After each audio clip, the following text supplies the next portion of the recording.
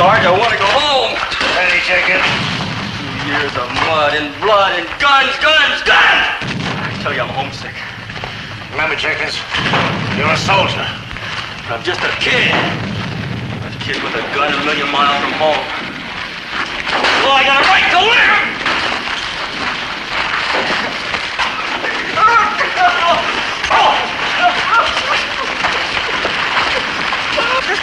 Sorry, kid. Sorry I had to do that. It's okay, Sarge. I had it coming.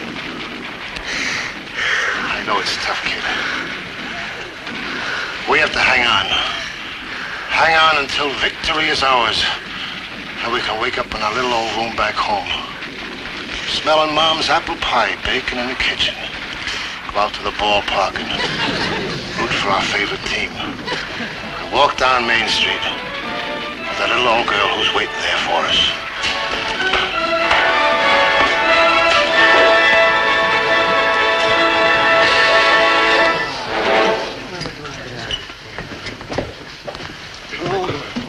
That poor kid, I feel for him, Dobe. Yeah, swell picture. No, I mean, I feel like the same way. Yeah, sure. Here I am, a kid with a gun, 1,000,000 miles from home. Maynard, we're 2 hours from home on the bus. I know, and that's where I want to be. Home. Smelling Mom's apple pie of bacon in the kitchen, rooting for my favorite team, walking down Main Street with a little old gal who's waiting for me there. Maynard, you never eat apple pie, you never go to a ball game, and you haven't got a little old gal waiting for you. And I never will unless I get home. I gotta get home, Dobe. I just gotta. Dobie! Ba-ba-da-ba-ba-da-ba. Dobie! Oh! Ba-ba-da-ba-ba-da-ba. Dobie!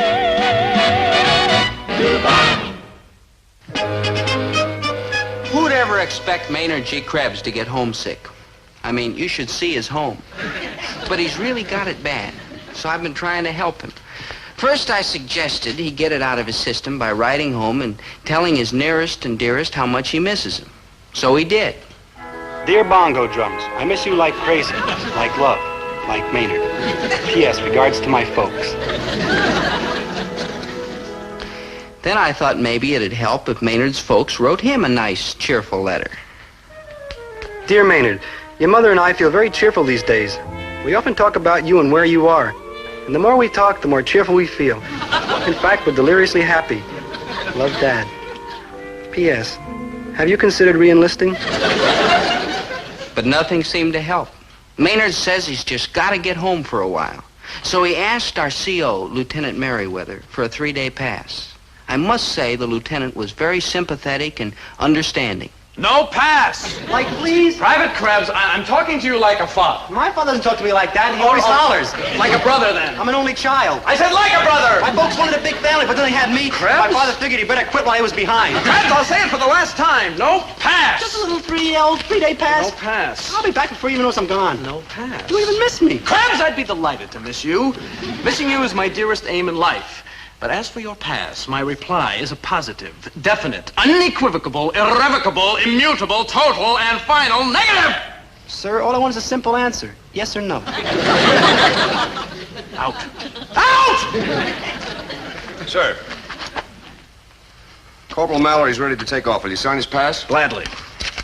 How does he spell his name? K-R-E-B-S. Maynard G.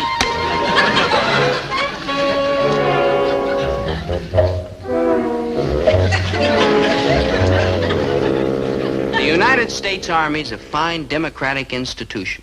And when a soldier like Maynard G. Krebs feels that he has justice on his side, he can appeal any decision that he considers unfair. He can appeal to a superior officer, and if that doesn't satisfy him, he can go to a still more superior officer.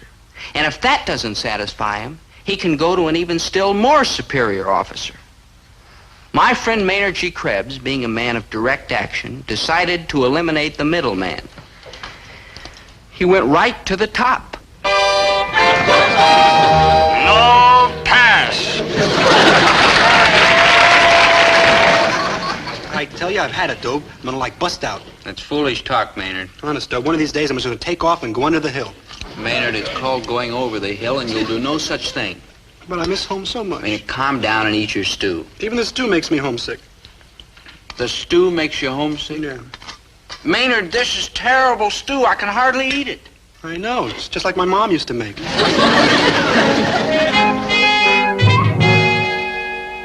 You mean you called me long distance all the way from camp person to person and reversed the charges to tell me a stupid thing like this? Look, Maynard's my good buddy, Dad. He's so homesick that I'm afraid he's going to do something desperate. I gotta help him. I just can't let him down. Well, I can, and I certainly am not going to drive any 100 miles just to bring him his bongo drums. And his hi-fi and his recorder and maybe 50 jazz albums. That's all I'm asking. Dobie, have you been parading around in the sun without a hat? I'm fine, Dad, but Maynard isn't. Why, he's so homesick he could go AWOL any minute. This'll be a break for our side. Dad, you were a soldier. Weren't you ever homesick? Sure I was, lots of times. Oh, there I was, a kid with a gun, 1,000,000 miles from home. And I could picture your mother a-waiting for me in our little old house with the white picket fence. And I could smell those good old apple pies a-baking in the oven. Dad, there's no picket fence. You lived over the store, and you never eat apple pie. Stop quibbling. But you do know how it is, don't you, Dad? This makes me a bigger nut than he is, but okay, I'll do it. Thanks, Dad. Goodbye. Bye, son. That was my boy Dobie. He's in the Army. Well, you must be very proud of him. Now, about this insurance policy. You don't have to sell me a bill of goods daily. I'm hooked. Oh, good for you. Not so fast, sir. Well, just show me where to sign. Bill, before we can write a policy like this, we require physical examination. Physical exam. I'm hard as a rock. Well, I'm sure you are, sir. And just as soon as our doctor gets a chance... Doctors? Who needs a doctor? Why, I'm strong as a bull. It's just a routine examination, Mr. Gillis. And after all, at your time of life... My time of life? What are you talking... Listen, boy. Hey, watch this.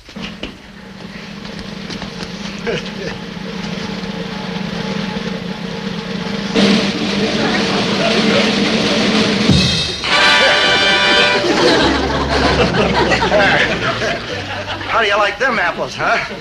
Well, let's just forget about this physical examination stuff and sign the policy. I'm sorry, Mr. Gillis, but our company insists on a physical examination. I just told you, I'm strong as a bull, sound as a dollar, hard as a rock. Hello, dear. Hello, Mr. Daly. Hello, Miss Gillis. Is the aspirin order filled yet? Yeah, that's it right there. Oh, good, because I want to put in this pound of butter.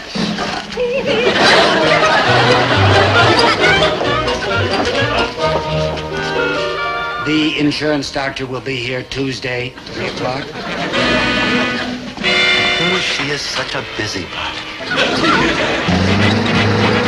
10,001, 10,002, 10,003, 10,000. Maynard, I know I'll be sorry I asked, but what are you doing with all those spuds? Occupational therapy. Occupational therapy? To keep my mind off being homesick. I was right. I am sorry I asked. It was the lieutenant's idea. He's all heart, ain't he? Maynard, forget the potatoes. Look. Hi, Dad. Hi, Dobie. Mr. Hi, Key, what are you Maynard. doing here?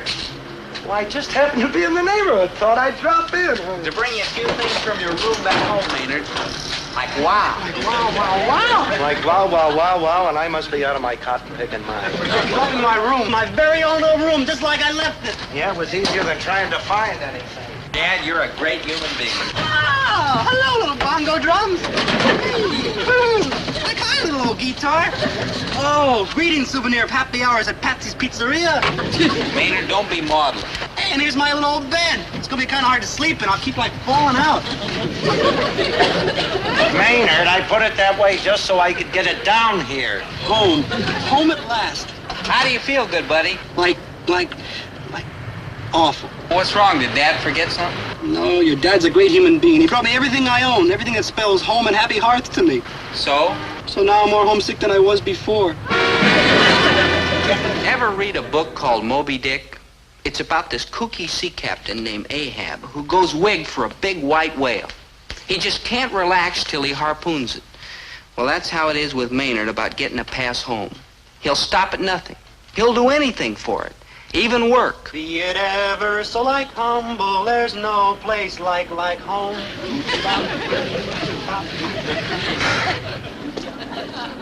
Private Krebs. Sir? Whose car is this you're washing? Why, yours, sir. Who told you to wash it? Nobody, sir. You suddenly felt an irresistible urge to wash my car. Yes, sir, and that's not all, sir. I mowed your lawn and beat your rugs and painted your picket fence and shampooed your Cocker Spaniel. Krebs, what's your game? Game, sir? What are you after?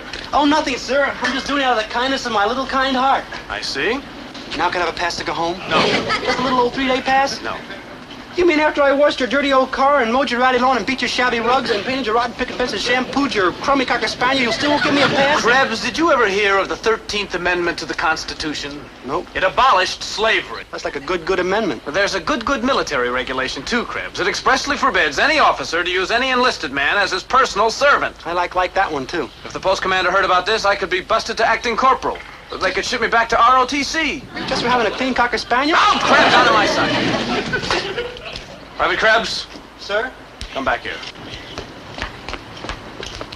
You must want to get home pretty badly. Oh, I do, sir. I mean, here I am, a kid with a gun, 1,000,000 miles from home. Exactly what does going home mean to you? Waking up to the smell of Mom's apple pie, of bacon in the oven, going out to the ballpark to root for my favorite team, walking down Main Street with a little old gal who's waiting for me there. Krebs, I'm a fool to do it, but you've got your pass, son. I have? Oh, thank you, sir.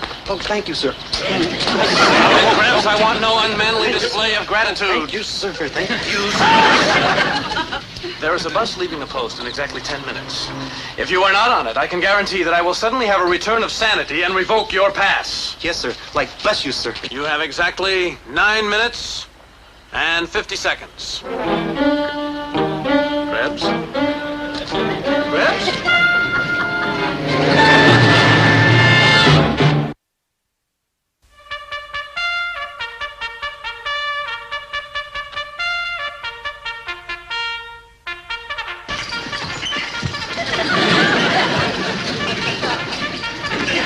On your feet, Maynard. Let's go, Maynard. Hello, buddy, you did it. You flipped and went over the hill. You deserted. All right, roll call. Line up for roll call. Come on the double. Move it out. Let's go. Don't worry, good buddy. You're pal of my cradle days. I'll protect you from shame and disgrace. I'll cover for you. Why, they won't even know you're away.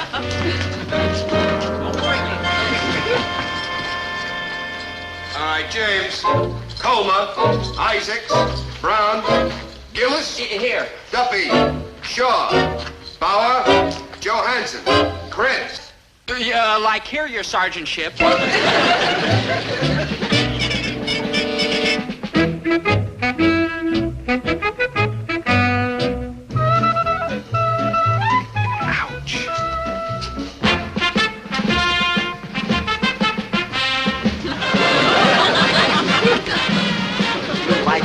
Doctorship.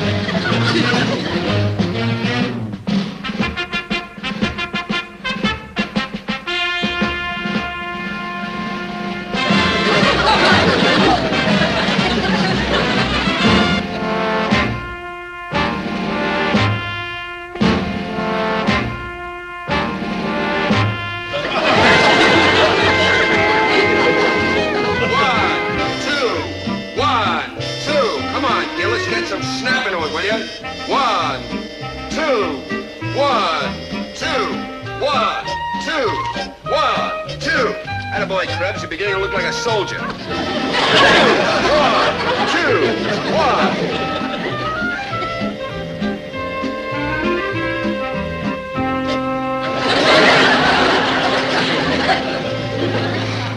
1. Maynard's got to come back. He's just got to, that's all. I'm just not healthy enough to have a buddy who's AWOL. But who's going to talk sense to him? Make him see the error of his ways. There's only one man in this outfit who can do it. Somehow I've got to get a pass. Get off the post. Find Maynard and save him before it's too late.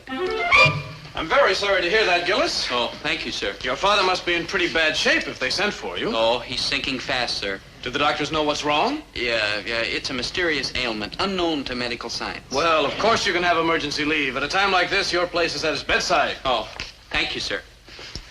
If there's anything I can do, Gillis. Oh, you've done all you can, sir. Now it's up to me. Boy, is it up to me. I want to place a long-distance call to the Red Cross office. Right.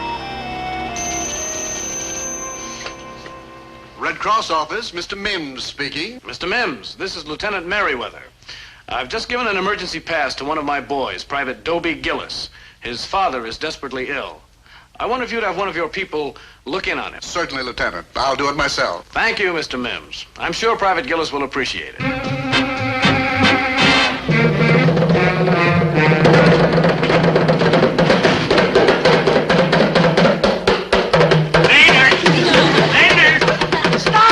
You rang? For 3 days you've been sitting here beating those drums. Yeah. Enough. I've had it. I don't want to hear another sound. Yes, sir. Not one single solitary peep. Yes, sir, Mr. G. But drums don't peep. Piccolo's peep and oboes peep, but not drums. Drums go. See what I mean? Yes. Mrs. Gillis? Yes? I'm Dr. Cole from the Longevity Life Insurance. Oh, yes. Please come in. You're supposed to examine my husband so that he can get that policy. Just a routine checkup. Well, won't you please sit down? I'll go and fetch him in a minute. Right. Would you like some coffee? No, thanks.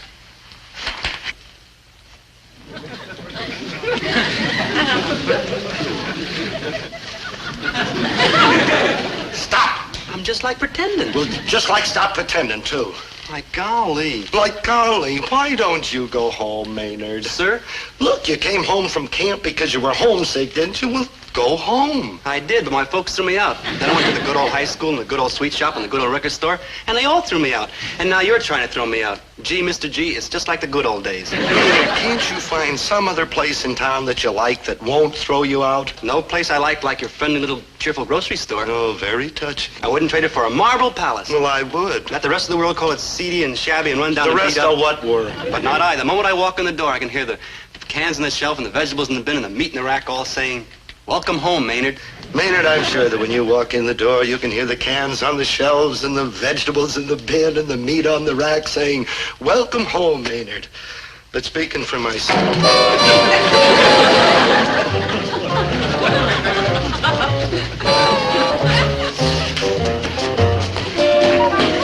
Maynard. Hi, Dope. Dope, what are you doing home? Maynard, be a man. Come back to camp and face the music. What music? Throw yourself on their mercy, good buddy. They'll understand and be compassionate. Who will? The judges at the court-martial. Who's gonna be court-martialed? Maynard is for going over the hill. Oh, wait a minute. Maynard's AWOL? Forgive him, Dad. He didn't know what he was doing. Now, just a You darn mean minute. on top of cans and vegetables and all that jazz, I've been harboring a deserter? I'm not a deserter. The lieutenant gave me a pass. Well, that's what he told me, Dope. Oh, I'm sure he believes it himself. We'll make a point of it at the trial. Dear, could you come upstairs? That man that you're expecting is here. Dobie, dear, you're back. Yeah, Mom. Oh, my great big soldier man. Have you been getting enough to eat? Oh, sure, Mom. Why, you're as thin as a rail. I'm fine, Mom. Don't tell me you're fine. You're a human skeleton. Please, Mom, I've gained 4 pounds. Are you going to believe those silly scales or what's in a mother's heart? I'm going right upstairs and cook you a good nourishing meal. And you come to Herbert. That man is waiting for Okay, you. Winnie, okay. And Maynard, you pay attention to Dobie. He's in your corner. That's right, Maynard. I'll stick through thick and thin. Dope, will you, listen? I'll be a character witness in court. I'll support your plea for a reduction of sentence. I'll visit the stockade every week and bring you hot soup. Yeah, and you can have your choice of any kind in the store.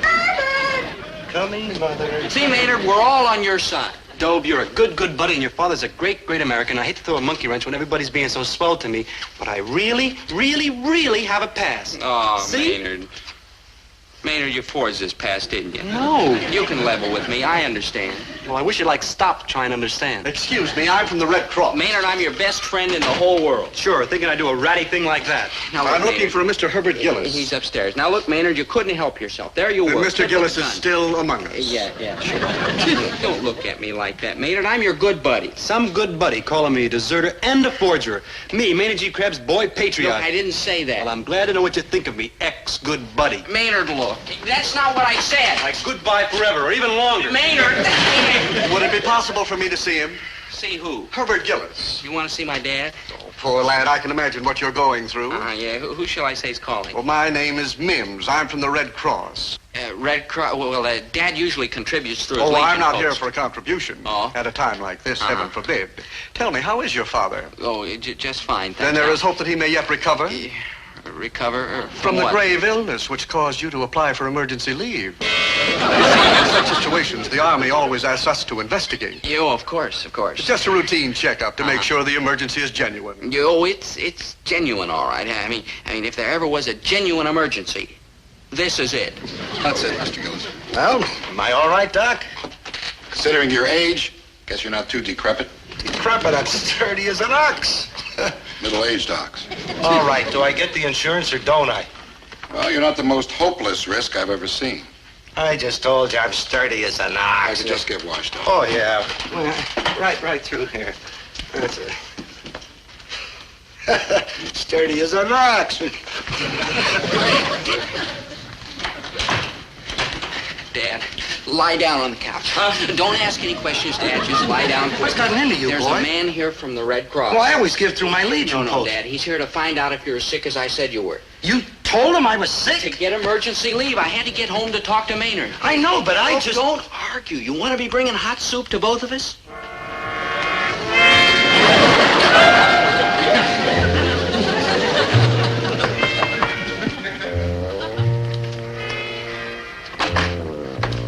Come in, Mr. Mims. Who's there, son? It's Mr. Mims from the Red Cross, Dad. Oh, where is he? Right here, Mr. Gillis. And may I say at this grave moment that my heart goes out to you. To both of you. Oh, Lord bless you, sir. Fight hard, Mr. Gillis. And remember, you've got everything to live for. We better not tax his strength any further, Mr. Mims. Oh, yes, of course. Goodbye, Mr. Gillis. I'll be going now. Bye, Mrs. Gillis. I'll be going now. Mr. Gillis? What's the matter, Mr. Gillis? Oh, nothing. I'm fine. You are not. Are you ill, Mr. Gillis? No, I'm sturdy as an ox. He is not. Poor man, he's delirious. How do you do? I'm Dr. Cole. This is the insurance doctor, and if he thinks I'm sick, my policy goes right out the window. But if Mr. Mims thinks you're well, your son goes into the stockade. I don't know what to...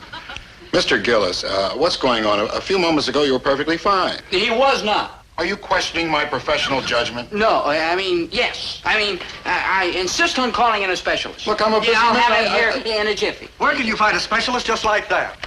Where? Oh. Well, he's an old family friend, and he's the kind of specialist who specializes in special cases like this. I'll be back in 10 minutes.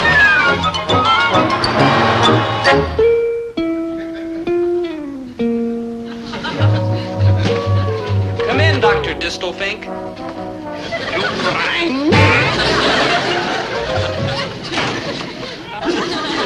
Mr. Mims. Dr. Cole. And the patient. Oh, this is a very sick man. Okay, here's the patient, Doctor. Oh, him too, yeah. Herbert, dear, what did Dr. Cole... Why, who are you? Why, Herbert, what are you lying down for? It's all right, Mom. Why, Maynard, what are you doing in that outlandish outfit? Mom, this is Dr. Distelfink of Vienna. Oh, Dobie, stop teasing your mother. I can recognize Maynard G. Krebs even in that silly old beard. Here's my insurance. My aching back.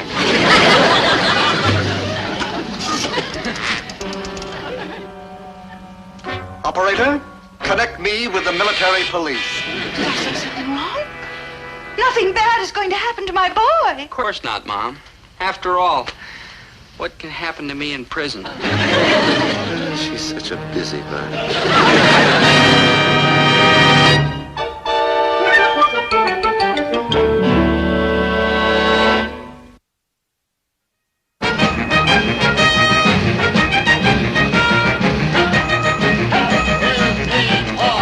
Poor fellas. Yeah, That could be us. like 20 years. We're lucky we've got such a kind, warm-hearted, understanding CO. Lieutenant Merriweather is like all heart. Yeah.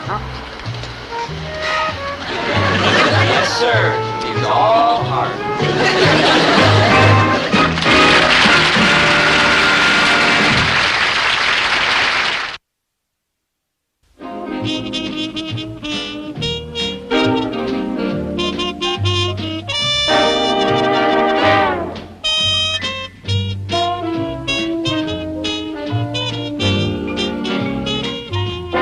Dobie, once a gal was dreamy, Dobie. Once a gal was creamy, Dobie. wants a gal to call his own. Is she blonde? Is she tall? Is she dark? Is she small? Is she any kind of dreamer at all? No matter, he's hers and hers alone. 'Cause Dobie has to have a girl to call his own.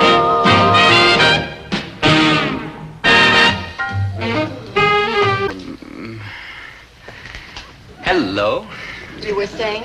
Whatever it was, I've forgotten. For the sight of you, my dear, drives everything before it like leaves before an autumn wind. What are you, some kind of a nut? That's it, a nut. For one look at you and all sanity is gone. Command me, I am yours. Soldier, I'll give you a choice. Shape up and state your business or I call the MPs. Oh, I like that. You're angry. There's fire in your eyes. Look, I mean it. This is the Army, Private, not a tunnel of love. Now, what do you want here? What I want is a kind word from you, my pretty. Soldier. Okay.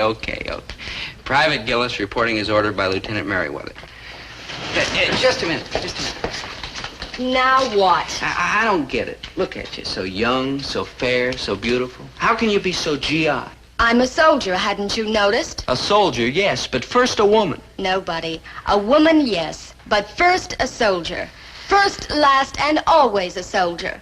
My father was a soldier. His father was a soldier. His father was a soldier. And his father was a soldier. Yeah. And if I hadn't have had the rotten luck to be born a girl, I'd be in West Point today, instead of making small talk with a puny, pasty-faced civilian like you.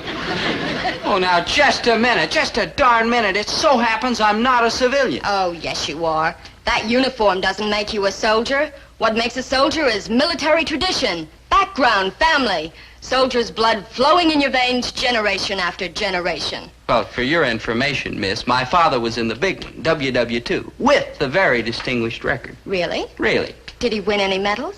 Let me put it this way. If he had a chest as wide as your desk, which, incidentally, it almost is, there wouldn't be room to hang all the medals. Gee, this is wonderful because And I'll if he had get a to meet chest him as next wide Saturday. as this whole building, you're going to meet my father next Saturday? Well, sure, haven't you heard? Next Saturday's Father and Sunday here at the camp. All the fathers are coming up to visit. Dobie! Dobie!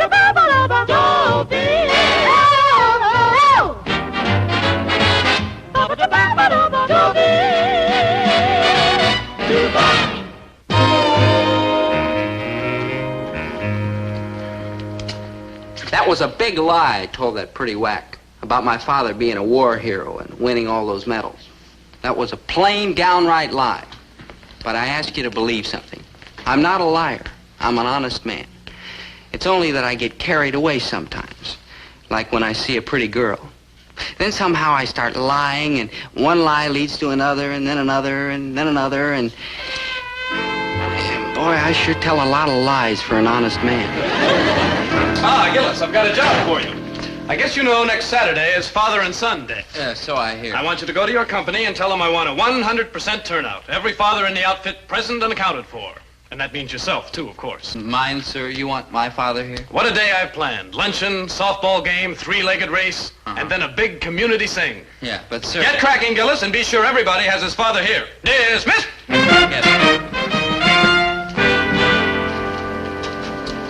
Yes. Sir, my father can't make it. And why, pray tell, should your father be among the missing? That's it, sir. That's it. He's missing. Oh, you poor thing. What are you saying, Private Turner? Sir, his father was in the big one, WW2. I guess he won just about every decoration there was. Didn't he, Private Gillis? Well, not everyone. You mean he's missing in action? I'm afraid so, sir. Gillis, son, I'm not the kind of man to take excuses. But in this case, I'm going to make an exception if he's missing in action. Yeah, but sir, my father isn't... Dead? Of course he isn't, Gillis. You just hang on to that idea. Somewhere, somehow, your father's trying to get back to you. Yeah, but where there's life, there's hope, Gillis. And Gillis, I want you to be there at Father and Son Day, even if your father can't. All right, so I told a rotten lie. I mean, it was unforgivable telling Marcia my poor father was missing in action when all the time he was peacefully, quietly taking care of his peaceful, quiet grocery store. Not tomorrow, I want this cash register fixed today. What kind of service is this anyway? I know it's 25 years old, but why isn't it working?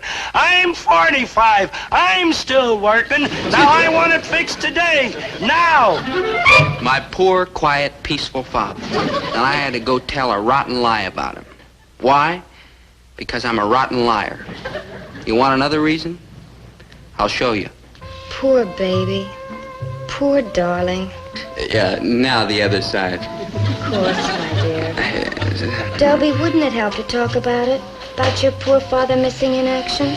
Marcia, I've asked you not to mention it. It's just too painful.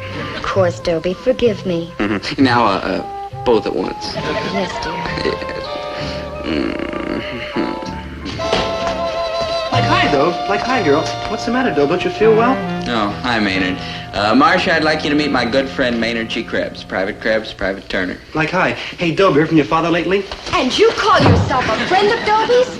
How can you be so unfeeling speaking about a gruesome thing like that? Like Dobie's father? Yes. Gruesome? Well, what would you call it?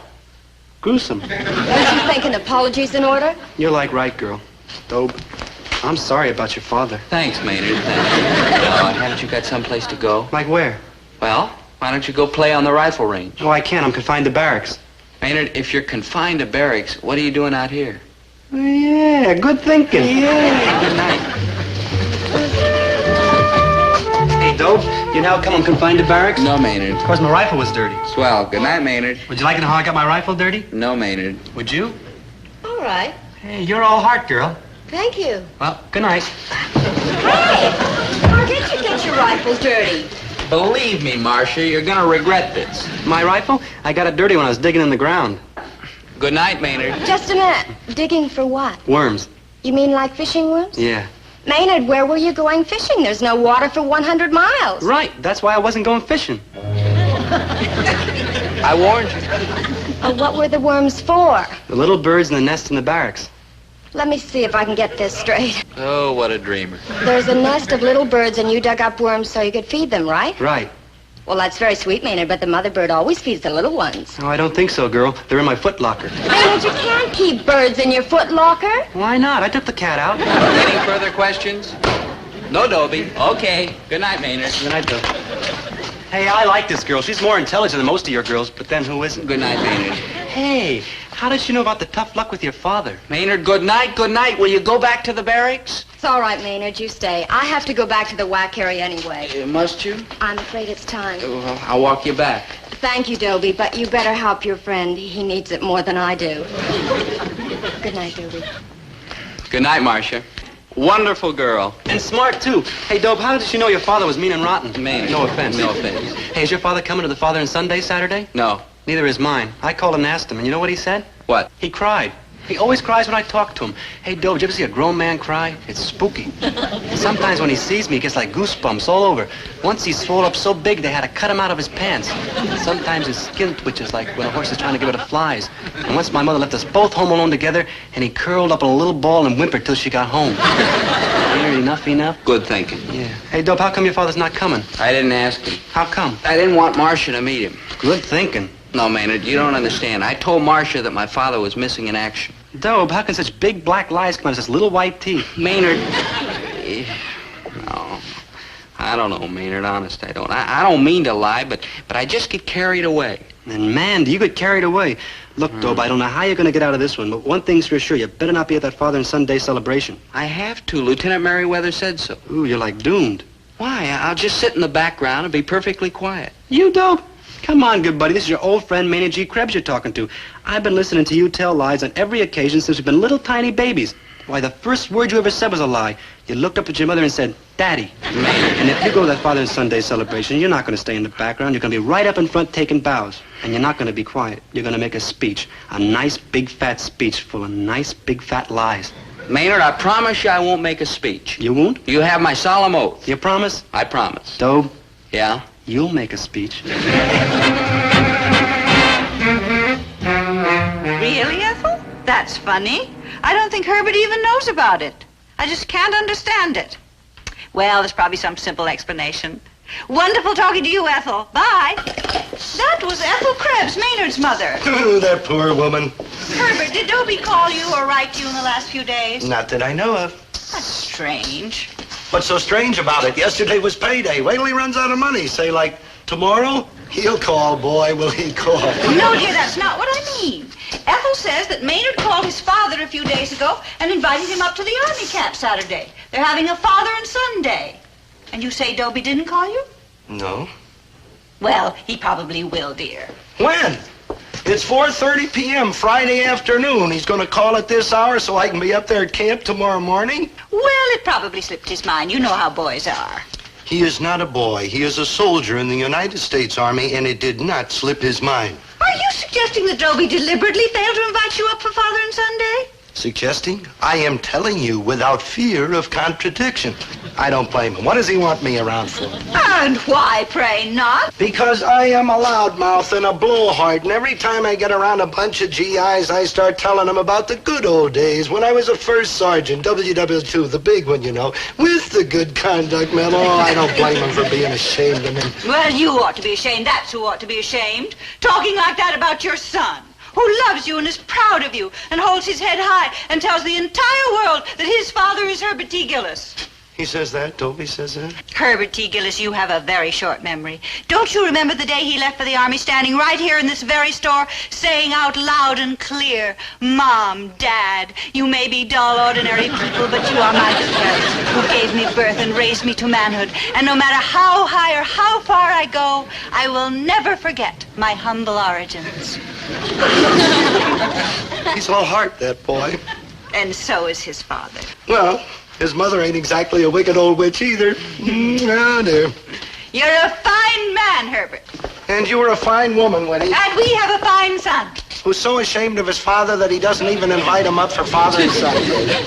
Oh, Winnie, I know I haven't been the best father in the world, and I've made mistakes, but gosh, I love that boy, and I did the best I could for him. And now that I'm old and gray and creaky in the joints, he's going to throw me out like an old bone. I asked you, is that fair? Now, Herbert, stop that. We just agreed 1 minute ago that Dobie's a fine boy and that he's proud to be your son. Yes, we did agree that, We didn't we? certainly did. Then why didn't he invite me? I bet I know why. I'll bet I know why, because I'm a loudmouth flapjaw and he don't want me around. No, Herbert. No, Herbert, that is not it. Think, Herbert. What day is Father and Son Day going to be? Tomorrow, Saturday, the busiest day of all the week for you in the store. Don't you see, Herbert? Dobie knew that if he called you up and asked you to come up, you wouldn't want to hurt his feelings. And so you'd shut down the store on the busiest day of all the week for you and lose all that money just so you could be with him. Hey, I'll bet that is why, huh? Of course. Oh, he's all heart, that boy. He certainly is. Well, I'll tell you somebody else who's all heart. Herbert T. Gillis. Because I am going to close the store. No, I'm going to get Rexford Sly to come in and help you. And I am going up there to camp. And, oh, what's a few paltry dollars? Oh, watch that Rexford or we'll be short a load compared to spending the day with a wonderful kid like Dobie. I'm proud of you, Herbert. Where are you going? To call Dobie and tell him you're coming up? Oh, no, you're not. Surprise? Yeah, I just can't wait to see his face when I show up there for Father and Son's Day. Ooh, it's cold in here. Please, my dear, Oh, be thank my you. guest. Business is a little slow. Good. Come here, doll.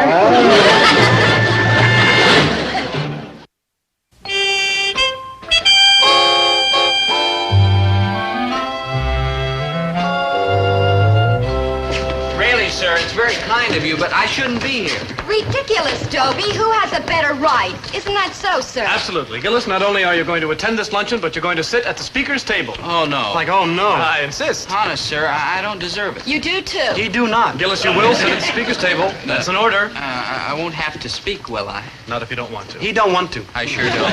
Can I sit up with him, Lieutenant? Of course not, Krebs. You sit with your father. He ain't here. Didn't I tell you to call him? I did, sir, personally. And? And if you were my father and I called you personally, would you be here? I like rest my case. I want to sit with my good buddy Dobie. I mean, in case he gets carried away and wants to make a speech, I could like hit him with a judo chop or something. No, Krebs. You ask him, Dobie. I'd appreciate it, sir. Of course, Gillis, if it's what you want. Fathers, sons, will you take your places, please?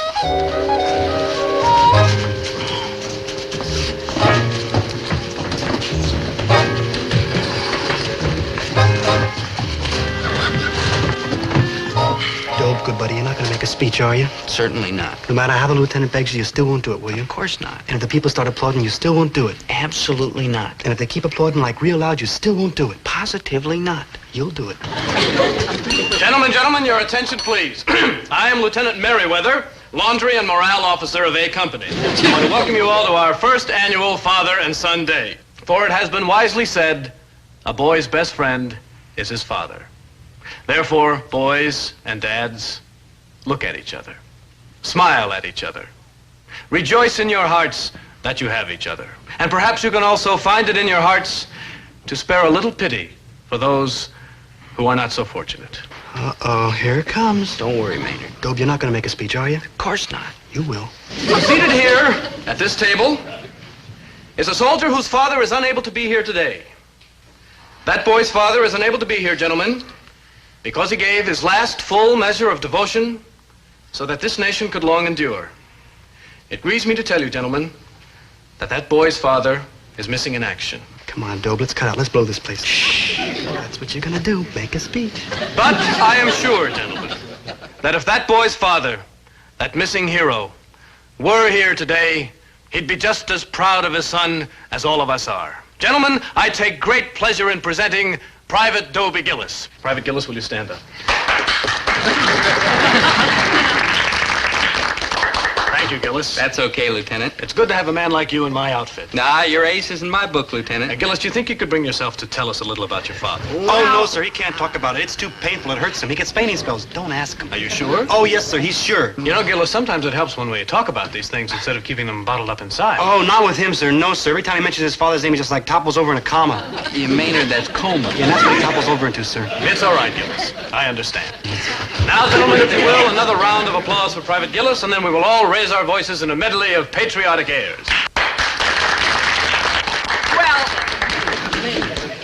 maybe I could bring myself to tell just a little. Splendid, Gillis, splendid. If it gets too painful, Gillis, don't feel you have to go on. Yes. Gentlemen, I'm here under false colors. I'm not the son of a great hero who's missing in action. Yay, Dobie, yay, good buddy, and like, thank you. I'm the son of a plain, ordinary man who's missing in action. For my father, Herbert T. Gillis, is a plain, ordinary man. And the story of Herbert T. Gillis is a plain, ordinary story of a plain, ordinary man serving his country. A plain, ordinary man who just happened to be a military genius with the courage of a tiger and the heart of a lion. Where does the story of Herbert T. Gillis begin? A typical American childhood, a typical American boyhood, and then Pearl Harbor, the call to arms, the training camp, the Pacific Theater, the Solomons, New Guinea, Iwo Jima, Tarawa. And then his luck ran out. He was captured. And in that Japanese prison stockade, this great fighting man attained his finest hour. Brooklyn, how would you like to be back home eating Mom's apple pie and booing the Dodgers? Oh, you kidding? Like, who wouldn't? You stick with me, buddy. I'm going to get us back into this war. What do you mean, escape from this prison camp? And that's just what I mean. Boy, you gotta be out of your skull, baby. They got guards all over the place. You forget I know judo. Boy, you don't?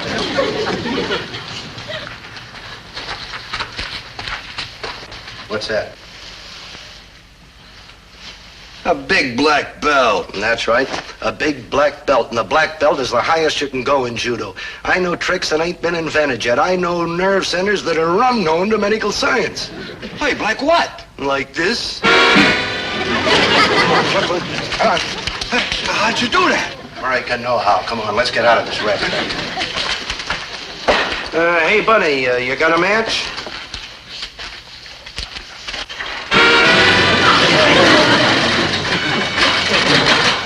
Yank! You die!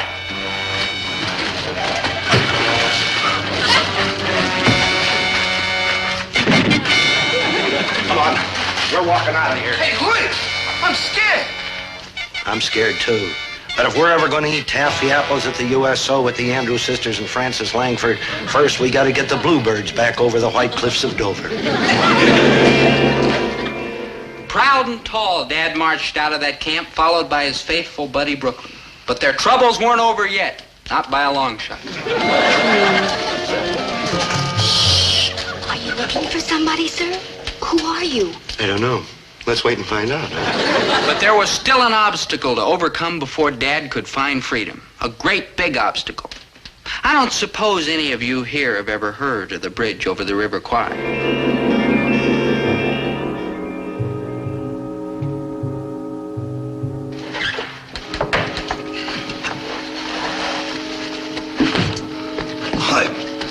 You mean to say we're going to blow up this bridge over the River Kwai? That's exactly what we're going to do. What do you think I stole all the wire and the dynamite and this exploder right from under the nose of the Japanese High Command for? But, Hoyt, to blow up a bridge this size, you need maybe like 50,000 volts of electricity. This looks like your mother-in-law's mustache. Come on, let's get this thing set up. This should about do it. Okay, I'll go back and connect the wires. You stay here and handle the plunger.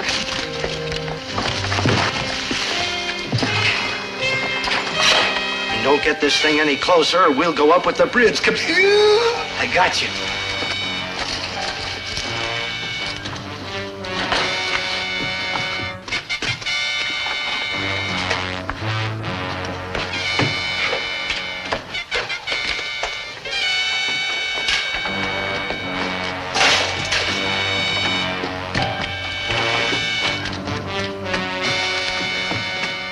It's a little short. Brooklyn, the wire won't reach. You stay there with the exploder. I'll hold this wire in one hand and the wire to the bridge in the other. Hoyt, I can't do that. That's going to mean 50,000 volts is going to go right through your body. That's showbiz. Hoyt, I can't do that. I just can't. But Brooklyn, you gotta. For Mom's apple pie, for the right to boo the Dodgers, for a new world where all men will live in peace and harmony, and the fields will be bright with flowers, and the air will resound with the song of birds. Hoyt, you're a grand humanitarian and a heck of a good sport. Leave us just say, I am a plain, ordinary American. Push the plunger. Goodbye, Herbert T. Gillis. Plain, ordinary American.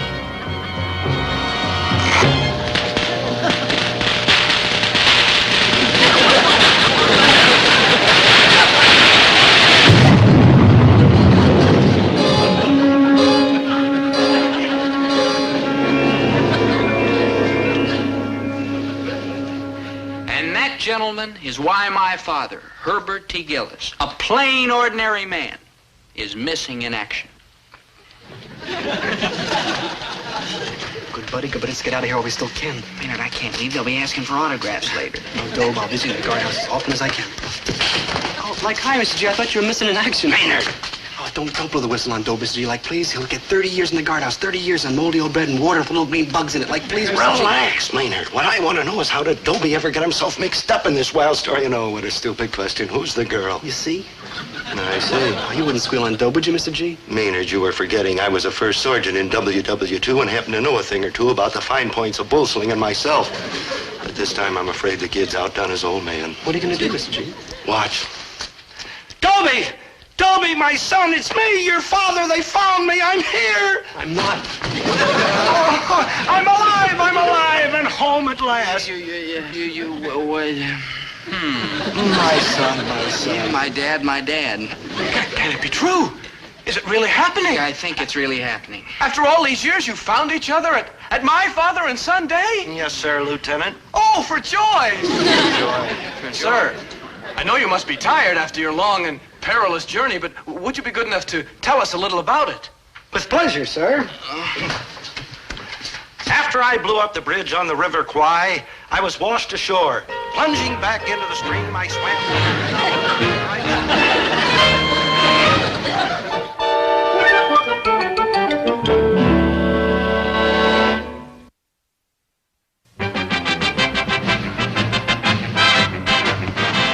Oh, come on, Maynard. Have a heart.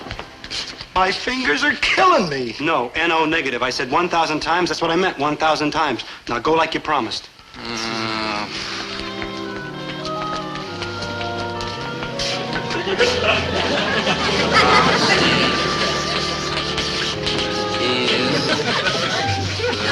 Best policy.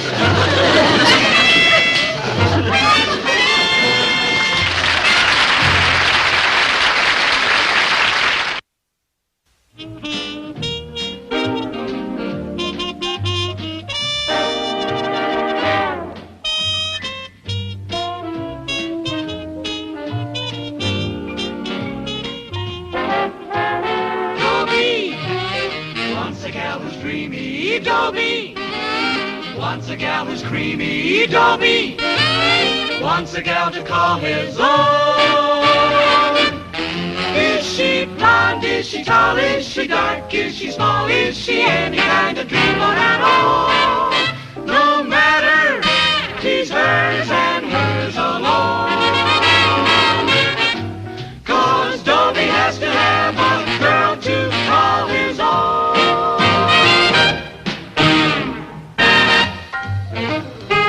Is there anything in it for me? Yeah, one letter, and I picked it up, and I'm like guarding with my life. Oh, thanks, Maynard. Yeah, I didn't want to lose it, because it smells of perfume. Probably from a chick, huh? Good, let's have it. I didn't want to take no chances on dropping it, because I know how you flip over mail from Yeah, chicks. I'm deeply grateful, Maynard. Now, give me the letter. I mean, friendly mail helps boost the morale of us cats in the armed forces. And your morale is a big hunk of booster. Yeah, fine. Where's the letter? I understand my responsibility to you, a fellow soldier, so I put it away where I couldn't never lose it. No, Maynard. You gotta admit, when I put something away, I put it away real good. Real good, yeah. I mean, you're my good buddy. I wouldn't let nothing happen to something my good buddy got like his heart set.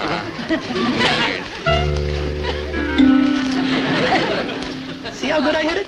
Excellent, Maynard. Captain Kidd couldn't have done better if it was buried treasure. Ah, this is great. I wonder who it's from. It's from Zelda Gilroy. How come old Zell keeps writing you? The way you treat her so mean and rotten, no offense. No offense. Maynard, you know I'm not one to brag, but I can safely state that Zelda will never stop writing. She's ate for me. Yeah? Completely gone. But I'm going to let her dangle until I decide what to do about her. Meanwhile, she'll keep throwing herself at me and sending me presents and writing me sweet, mushy, sentimental, lovesick letters. Just listen to this. Dear Rat. Dobie, Dobie,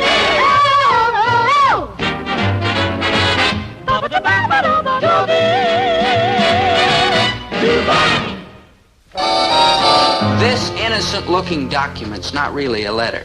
It's a declaration of revolution. I mean, for years, Zelda Gilroy's been madly in love with me, my devoted slave. And now, all of a sudden, this. It's scary. Dear Rat, my name is Zelda Gilroy. Remember me, you good-for-nothing bum? Zelda Gilroy, from the homemade cookies and the hand-knitted socks and the monogram scarf. Zelda Gilroy, from the empty mailbox and the stupid, trusting heart. I'm as patriotic as the next fella, and I have no wish to be unkind to a boy in uniform. But you, Buster, are a low-down skunk. Also a miserable scoundrel and a no-good wretch. Rat, a bum, a skunk, a scoundrel, and a wretch. How come you bother with them? What's the matter, kid? Don't you recognize true love when you see it? That's love. I'd rather have my tonsils out again. You're right, Jenny. That bounder's pushed me around long enough. Atta girl's out. It's finished. Kaput. Ended. Now you're talking. Yay, You Gilroy! know what I'm gonna do when he comes crawling back to me on his knees? Toss him on his ear. Worse than that. Bash him in the teeth. Worse than that. Wow, what? I'm gonna Take him back. Yeah. Self, you've been my idol ever since I moved in next door and decided you were gonna be my idol. But girl, you've gone wig. I mean wig. Just wait, child. One of these days you'll grow up and learn to suffer. Let me stop eating altogether and stunt my growth. Hey, dig what's honoring us with her presence. Miss Rochelle Kinchelow. Wah-dee-da. If she stuck her nose up in the air any farther, she'd flop over backwards.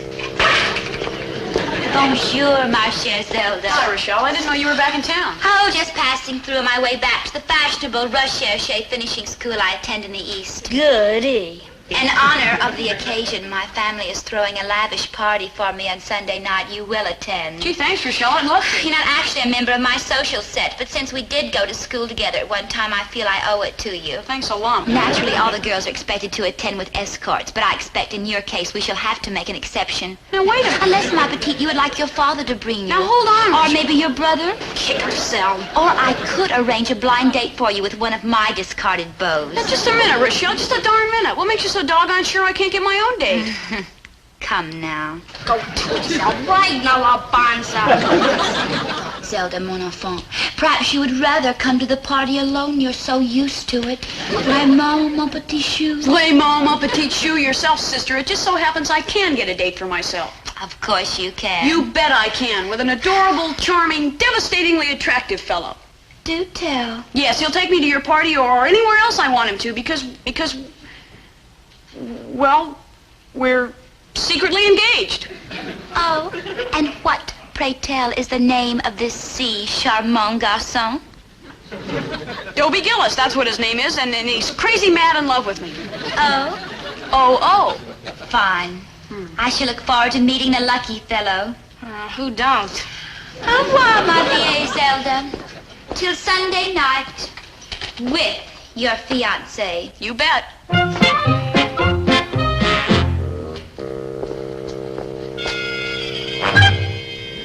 What are you looking at? A nut. A genuine certified nut. Now wait, Jenny. All my life I heard about them, but this is the first time I ever had a chance to see one in the flesh. Wow. All right. So I exaggerated a little. Ha! So I fed the trifle. Ha! So I lied. That's the word. Well, you can't blame me. That twerp Rochelle started it all, gloating and insulting me and making me feel like 2 cents. And oh, Jenny, I've done a terrible thing. True. And when she finds out, she'll laugh at me. She'll tell the whole town about me. I wish I were dead. True. There's only one thing to do. I've got to go to Rochelle and tell her the truth and throw myself on her mercy. True. Oh, no. In a moment of childish anger and pride, I did a terrible thing. Now I've got to go over to her house and make up for it. Oh, no, Zell, you can't do that. She'll sneer and cackle and rub your nose in the dirt. Brother, will she? But it's got to be done. Zell, this is bigger than just you. I mean, what about the rest of us girls that got shortchanged in the looks department? What? You're a shining example of a girl who has made good in this world, in spite of limited physical resources. And no shape. And a face that wouldn't turn a single head in an isolated Navy base. Well, I wouldn't say that. Don't be modest, Zell. You're our leader. Jenny. Mom says if you can catch a fella, then there's hope for the rest of us. Jenny. Don't let that Rochelle kick you when you're down. Fight back. Don't quit. Jenny. Quitters never win and winners never quit. Jenny. Remember the men. Jenny. Tippecanoe and Tyler. Now, cut that out. Now, this is important. Don't let that dumb toad make a jerk out of you. Don't give up the ship. Show us dogs we can win. Well. Aha! You got a plan, huh? I can tell by the gleam in those beady little eyes. Well, sort of a plan. What? What is it? What? It is, as you might expect, since it developed in my brain, a highly ingenious scheme. Yes. Yeah. Yes? Now hear this. You speak and I hear, my leader. What would happen if that snooty pill got her nose out of the air long enough to come over to my house and hear me get a sweet, sticky, sentimental, long-distance phone call from Dobie? She'd positively die. And what if she saw me get a mushy, gooey poem from him? She'd blow her stack. And what if she saw me get a tremendous bouquet of gorgeous flowers from him? She'd absolutely zoom off into orbit. She'd... No offense, Zell, but you slipped your trolley altogether. None of these things could happen because Dobie avoids you like the measles. You know that. And I know it. And Dobie knows it. But Rochelle? What a scheme. There's no question about it. You're bound to be first woman president. Yep, it's a foolproof plan. I talked to Dobie's mother a few minutes ago. I call her 20, 30 times a day. And she said Dobie's got so many demerits, he'll never get a pass this weekend. Hey, look, Dobe, we're getting a pass for this weekend. Impossible, Maynard. To get a pass, you've got to go a whole week with less than 15 demerits. And I've already got 18. How many have you got? 87. 87? It was a short week. I spent 3 days in the infirmary. Maynard. But I'm improving. Last week I got 115. You look, Maynard. Want to know why the sergeant gave me 115 demerits in 1 week? No, Maynard. Okay, I'll tell you. Not now, Maynard. I was wearing clean shoes. Maynard, some other... Demerits for wearing clean shoes? Yeah, I scrubbed them and polished them and shined them and put them on. Maynard, why would the sergeant give you demerits for wearing clean shoes? They were his shoes. He had to run around barefoot for 3 hours. Well, I'll see you later. I gotta go see the sergeant. Yeah, fine, Maynard. Fine. I gotta tell him we made a mistake when they put up our names on that list for weekend passes. Oh, good thinking, Maynard. Maynard, our names, they are on the list. That's what I told you, remember? Good buddy. You're kind of losing your head. Maynard, you can't tell the sergeant he made this mistake. I can't? You can't, because if you do, he'll tear down the notice, and we'll have to stay in camp for the weekend and do KP and clean the barracks and polish our equipment and work on garbage detail instead of going home and having a ball. All them things happen if I tell the sergeant? Right. Hey, Dobe? Yeah? What sergeant? You're all brain. Please, enough of this hero worship. I've got every detail worked out on this master plan. Holy moly. Like in a spy movie, huh? Hey, did you see that gasser where Peter Lorre gets trapped in this pyramid? 2,000... Child's play. Child's play compared to this masterpiece. It's foolproof as long as Dobie doesn't come home. Hey, Mom, Dad, I'm home. Oh, welcome, boy. We've been waiting. Hiya, Dad. Why, darling, what have they been doing to you? You're so thin and pale and tired. Herbert? Mom, I've never felt better. The Army doctor said I'm in perfect physical condition. Are you going to believe all that military red tape or what's in a mother's heart? Oh, now let's get one thing straight, son. You're home on furlough to have a good time, and we don't want you to feel obligated to hang around with us old folks. Dad, I want to spend time with you. Why, of course he does, Herbert. Oh, sure. A little time, but he's got to have some fun. I know how it is with soldiers on furlough. Herbert? Well, after all, you are my parents who brought me up and cared for me, and... You don't owe us a thing. Herbert. Winnie, after all, if he wants to call a girl and go dancing and have a good time, I believe the magic words were, if he wants to call a girl. For 18 years he hasn't paid any attention to me. He has to start now. Trust my petite fleur that you had good and sufficient reason for sending for me. I am très busy with my preparations for the gala soiree. I sent for you, Rochelle, because, well, I want you to hear the bad news directly from me. Do tell. Yes, Dobie just called from camp. He's on duty tomorrow night, and he can't get away to take me to your party. Quelle pity. Quelle pity. I shall miss him desperately, of course, but as we women of military heroes have declared throughout the ages, we also serve who only stand and wait. Perish forbid that I would appear to mistrust you, Zelda Monargile, but I rather expected something like this would happen. You see, he's one of their most valuable soldiers, so naturally you expected what would happen. That Dobie Gillis would turn out to be the little fiancé who wasn't there because he isn't your fiancé at all. He is too. He is not. He is too. All right, prove it. Prove it? Prove it. Some sign of your engagement. A gift, a poem, a telephone call. You were saying, my dear Rochelle? Hello. What? Long distance? Yes, put him on, please. It's Dobie calling from camp. None of your tricks. Give me that phone. Hello? Who is this? Miss Gilroy, I have a long-distance phone call from Miss Zelda Gilroy from Private Dobie Gillis. Miss Gilroy, is this Miss Gilroy? It's for you. Thank you, Rochelle, ma chère. Hello? Yes, put him on, please. Hello? Dobie, dear, is that you? Oh, it's so good to hear your voice again. Even though I talked to you only a few minutes ago when you called to tell me the terrible news that you can't get away to take me to the party thrown by my friend Rochelle, so I'll have to go alone. Because I would never go anywhere with anyone but you, Poopsie. Oh, Dobie doll, you're just awful. Now giggle again. Loud. Louder, girl. That's it. Now bat your eyelids like he told you he's gaga over you. Now blush. Now say he tells you the most adorable things. Hi, Mrs. Kenny. Say, how's old Hatchet Face going for this? Beautifully, just beautifully. Flowers! Flowers for Miss Zelda Gilroy. Flowers! My, how exciting! Yeah, the usual from Private Dobie Gillis. Dobie Pumpkin, your lovely flowers just arrived. But there are so many of them. $6 a dozen. Boy, lady, you sure picked yourself a live one. So it seems. You told me to order a dozen, so I figured 3 dozens 3 times as good. Oh, Jenny, you are the clever one. You shouldn't have done it. You really shouldn't have. Don't worry, my leader. I charged him to your father. Now thank me. Real gooey. Oh, thank you, Dobie Dumpling. You're so thoughtful and considerate and wonderful, but don't you think we've talked long enough? I mean, this long-distance call from camp must be costing a fortune. Isn't that the dreamiest? He says the music of my voice is worth more than mere money. Now stop that, Pumpkin. You're making me blush. Okay, Zell, you better hang up now. Don't overdo it. Tell me how much you love me and kiss me goodbye, baby. Okay, I'll see you next week. Bye-bye till then, my tiger. Ugh, I can hardly wait.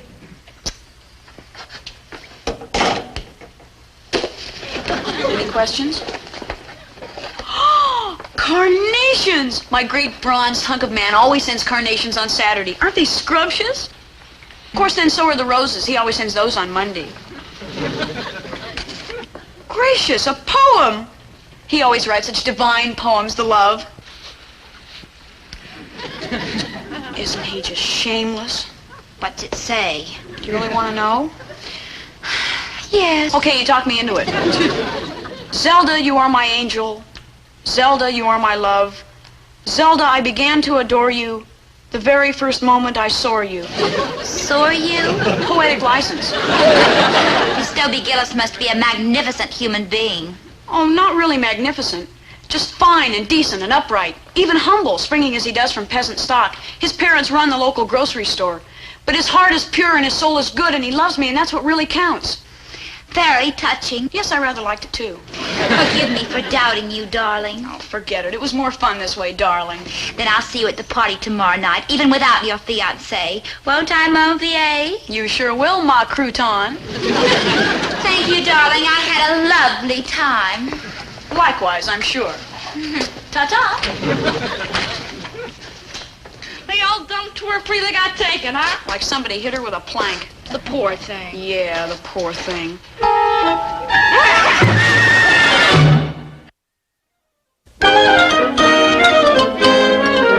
My son Dobie engaged? Why, he couldn't afford to support our goldfish, let alone a wife. It's true, Mr. Gillis. He is engaged. You sure we're talking about the same Dobie Gillis? A nice-looking kid, not too tall, not too short, not too stout, not too bright. Winnie, this is a time for accuracy, not motherly pride. Herbert, be quiet. Dear, I'm afraid there's some mistake. Our Dobie is not engaged. Oh, positively not. He may not be the brightest kid in town, but he's certainly too smart to get caught in that trap. Herbert? Until it's ready for it, of course, naturally, my dear. Oh, this is très confusing. When I just happened to walk by and saw the sign, Gillis's Groceries, I was sure I could drop by and congratulate dear Dobie's family on his upcoming marriage. No offense, miss, but if he told you he was engaged, it's probably because you were getting too interested in him. Indeed. Yeah, you know how soldiers are. Oh, I remember when I was soldiering back in WW2. That was the big war, you know. If some girl started getting too pesky with me, I used to tell her, sorry, sister, but I got a little girl waiting for me back home, so... this is a place of business, miss. No place to be discussing my son's private life with strangers. Oh, but I'm no stranger. I've never met Dobie. But I am a friend of Zelda Gilroy. Zelda? Oh, my, such a sweet girl. Yes, and a close friend of Dobie's, is she not? Well, not exactly close. It'll be pretty hard for them to get close. After all, when she shows up, Dobie runs like a scared rabbit. I see. Oh, yeah, Dobie's pretty cagey about girls. Not like his old man, present company accepted, my dear. Actually, I wanted to invite Dobie to a party tomorrow night. A pity he's away at camp. He's not away. He's home. The cash register is short, and if it's a party with food and soda pop and girls, where is it and when, and he automatically accepts. Excellent. 8 o'clock at my house. Here's the address. Dear, Dobie has a friend. I was wondering whether you... Of course. He's invited, too. I want everybody to be in on the fun. Well, on Dobie's behalf, I thank you, Miss Kinchelow. And I'm sure that you'll enjoy meeting Dobie. Oh, more than you know. Oh, don't tell him that Zelda will be there. Oh, it'll be a surprise, huh? It certainly will. Pretty sharp head on that girl, huh? Too sharp. I'm not sure that Dobie ought to go. Hey, Dad, who was that girl who just walked out? Boy, what a knockout. Oh, she didn't look too good to me. Maynard. In fact, she was pretty funny looking. Maynard. When I see a girl like that, I laugh. Like, ha ha. When it comes out even is when girls like that see me, they laugh. Like, ha ha. Sometimes, hoo hoo. Man, we all get together, everybody's like, ha ha, and hoo hoo, and all over the place. Maynard, are you finished? Like, ha ha. Now I'm done. Would you like to try a little ho-ho? Oh. Ho-ho. Feel better? Mm-hmm. Good. Dad, about that girl, was she a customer? Well, she was shopping for you. For me? Nah. For him? Nah. Maynard, you're supposed to be on my side. Son, she wants to invite you to some kind of a swell clam bake she's giving up at her house tomorrow night. Me? Him? Maynard. Rochelle Kinchelow. That's funny, I never even heard of her. What's funny about that? I never even heard of her either. Good thinking, Maynard. Dad, I don't get it. Why'd she invite me? Well, I don't know. She probably saw you on the street, liked what she saw, found out your name, and invited you to the party. Let's face it, we're devilishly attractive, we Gillis men. Yeah, Dobie is, but what other Gillis men? Maynard. Boy, what's gotten into you? You used to be the first kid in town to latch onto an invite, and now here you are looking a gift horse in the mouth. You're right, Dad. Sure, I'll go to that party. What can I lose? Don't go, Dob. Won't be no fun. You're invited, too. Let's get there early. Attaboy, Maynard. We'll have a ball. I changed my mind. I don't want to go. Why not? Any party that invite me for a guest isn't the kind of party I want to go to.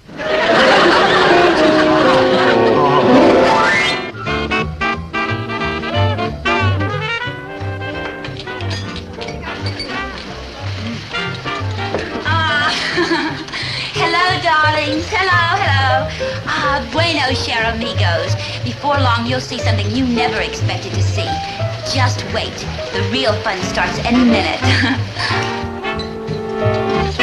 Like right now. Zelda, my dear. Hi, Rochelle. She looks like a wonderful party. Oh, I think you'll find it interesting. People. Come here. I want you to meet an old friend, Zelda Gilroy. When we were children, Zelda was fond of showing me up in intellectual pursuits. Hi, kids. Zelda is a very fortunate girl. She has a fine, handsome, gallant fiancé, don't you, Zelda? Well, yeah, sure, Rochelle. Unfortunately, he can't be with us tonight, but he is always with her in spirit. Isn't he, mon petit? Well, yeah, Rochelle. Tell us some of the wonderful things he does for you. Look, Rochelle. Like the flowers and the poems and those long-distance phone calls. Look, Rochelle, I don't know what you're trying to do, but cut it out. I'm not trying to do anything, my sweet, except to let everybody know how happy you are with your fiancé, Dobie Gillis. Did somebody mention my name? Ah, the long-lost fiancé. No, there's some mistake. A fiancé. Fiancé? Quicker, but let's grab some food and cut out. Are you just going to stand there, Dobie? Aren't you going to greet your fiancé? Dobie, I'm sorry. Uh-huh. We've been looking forward to meeting the fellow who's been sending all the flowers and the poems and making those romantic telephone calls. Dob, this is spooky. Let's zoom. Well, Dobie? Well, Zelda? Well... Oh, we've had enough of this little farce.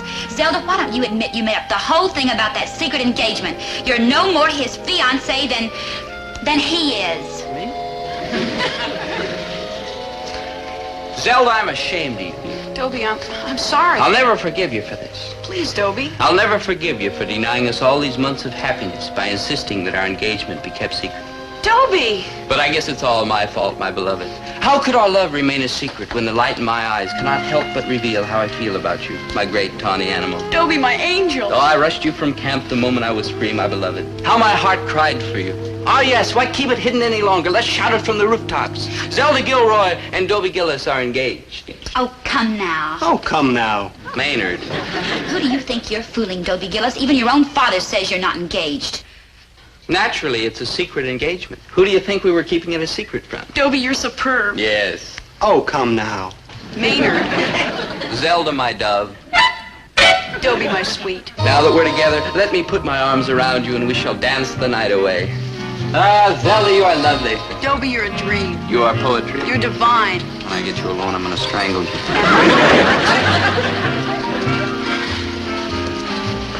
I don't feel well. You look rotten.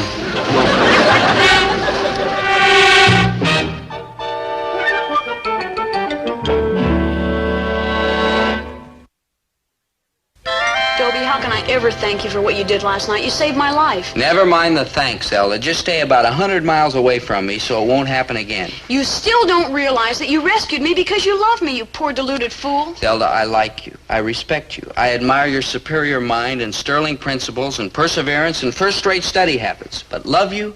No, Zelda. No. Negative. Dobie, that's not you talking, that's habit. You've been saying you don't love me for so many years that when you finally understand how you really feel, you won't even know what to say. I'll know. What will you say? Never mind, I'll know. Tell me what you'd say. Zelda, please. You see, you don't know. Okay, I'd say I love you. A little louder, please. Huh? I want to see if you're saying it properly. Now, go on, say it. Oh. Okay, I'd say, I love you, Zelda, darling. Now with feeling. I love you, Zelda, darling. Dobie, someday I'm going to get you to say that in front of witnesses. Fat chance. Look, no offense, Zelda, but the day'll never... Zelda, what have you got in those flowers? Flowers. Poopsie, just flowers. Let go. No. Zelda, a microphone. Dobie, dear. You sneak. Dobie, dear. Zelda, I'm ashamed of you. Dobie, let me explain. I'm badly, of course.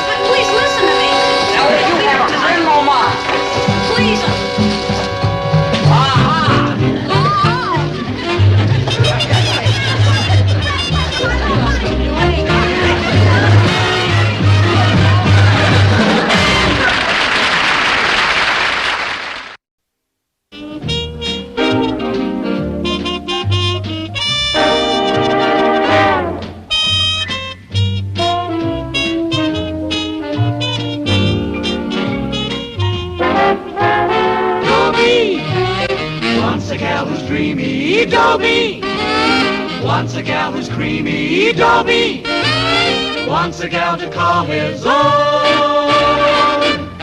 Is she blonde? Is she tall? Is she dark? Is she small? Is she any kind of dreamer at all?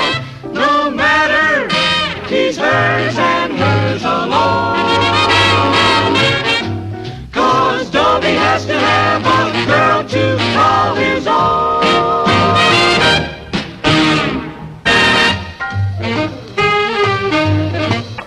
Or the Spanish-American War, or the War of 1812.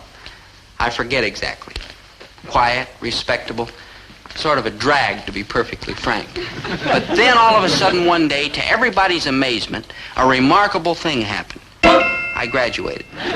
And on that very same day, an even more remarkable thing happened.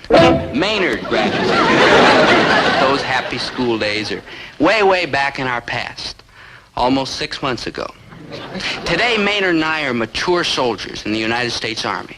And when we drop in at old Central High for a visit, we are, with adequate reason, I must admit, looked upon as suave, well-informed, educated men of the world. Maynard, put the yo-yo away. Why? I always spun it when I was a student here. Maynard, in the first place, you were never a student, here or any place else. And in the second place, that's why you spent 2.5 years in the 9th grade. See, there's a reason for everything. Gee, Mr. Pomfret will flip when he sees you. He talks about you all the time. Ah, yes, good old Pompey. Pompey? I see you're shocked that I refer to a teacher in such familiar terms. It's nothing personal, I assure you. Mr. Pomfret's a very fine man, but teachers aren't gods, they're only men. Yeah, except for lady teachers. Most of them are women. After you kids get out in the world like Maynard and me, you'll learn that a teacher can have weaknesses just like anybody else. Even me. As a matter of fact, when Mr. Pomfret gets here, I'm going to register a couple of complaints about the way he runs his classes. Me too. Man, all them mean and rotten and illegal things he made us do, like tests and homework, and all the time calling us, why, young barbers. Maynard, that's barbarians. You got the right idea. Oh, Mr. Pomfret means well, but just wait till I give him an earful of constructive criticism. Yeah, I got plenty to say to him, too. I wonder if there's room in the other ear. Good morning, my young barbarians. See what I tell you. I see we're honored by the presence of a pair of distinguished alumni. That's you, Mr. Krebs, Mr. Gillis. Have you anything to say to the class? You bet. Like ditto. Like fine. First, I have a brief announcement to make, and then we'll hear your deathless words. Class, for reasons I won't go into right now, at the end of this week, I am resigning my position here and saying goodbye to Central High School forever. Now, Mr. Gillis, Mr. Krebs, if you have anything to say, go ahead. Dobie, Dobie,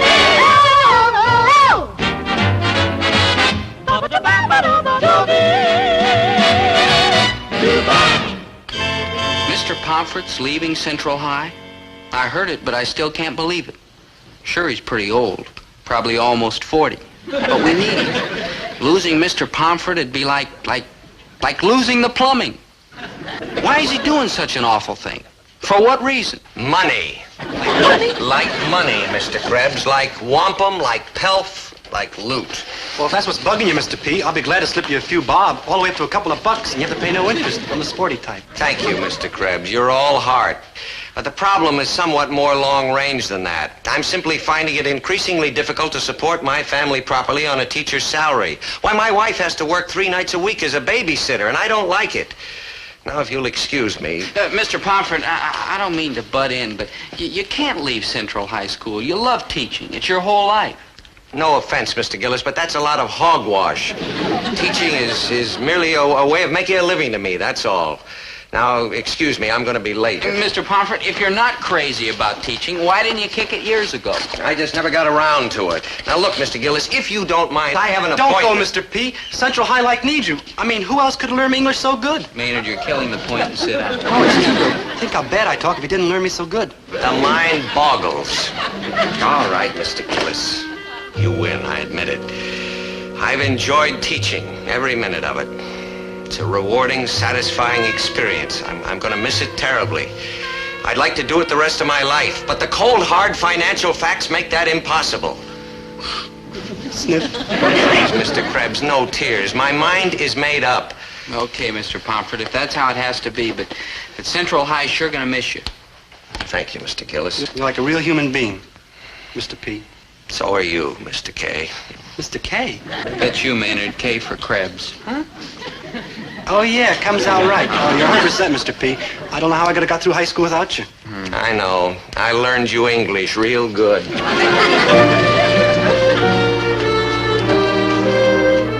Mr. Pomfret is leaving? The guy who learned you English real good? I just couldn't talk him into staying. Teacher salaries are going up all the time. It's a pity Mr. Pomfret couldn't hold out a little longer. Hey, I got an idea. We lock him inside this school and smuggle in his meals, and he lives in there. Good thinking, Maynard. Hey, how about that idea? Like, brilliant, huh? Brilliant, Dad. Miserable. I'm all so shook up because a fine mind is liable to go gurgling down the drain. Mr. P's mine, too. Boys, I'm terribly proud of your concern for Mr. Pomfret, but what is the reason for this sudden interest in education and good teaching? It's because Mr. Pomfret's a credit to the teaching profession. That's the reason. Why, he's done things for us, for all the kids, miles above and beyond the call of duty. He's a great American like George Washington or Winston Churchill. I promise you, I'm going to do my darndest to see that future generations of Central High School students don't miss a chance to get Mr. Pomfret for their teacher. Or General de Gaulle. Dad, don't you remember how Mr. Pomfret always went to bat for us? Like that time the principal wanted to boot us out of school? Which time he wanted to? It was right around the beginning of our senior year. Remember, Maynard? Class hadn't started yet that day, and I was standing in the classroom.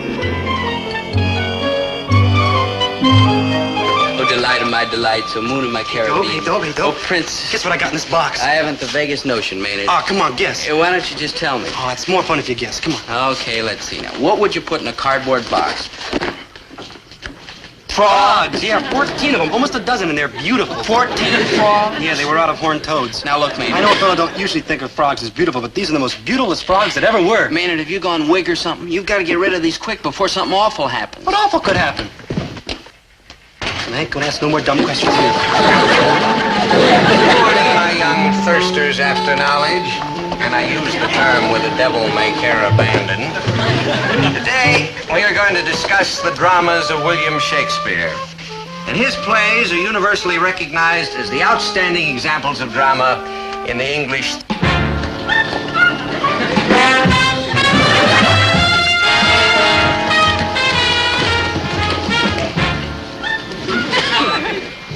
Dr. Livingston, I presume. Now, if I may be so bold, I would like to suggest that we turn to our textbooks, page 208. There we will find Act 1 of Shakespeare's Othello, where the author... What was that? What was what? That. That what? That. What's that? Something's fishy around here. No fishy. Froggy. There's something down there. It bit me. It was me. Oh, it's all green and moldy. Yup, that was me, all right. Hey, class, settle down now, settle down. This is still a schoolroom. I wouldn't want to make book on it.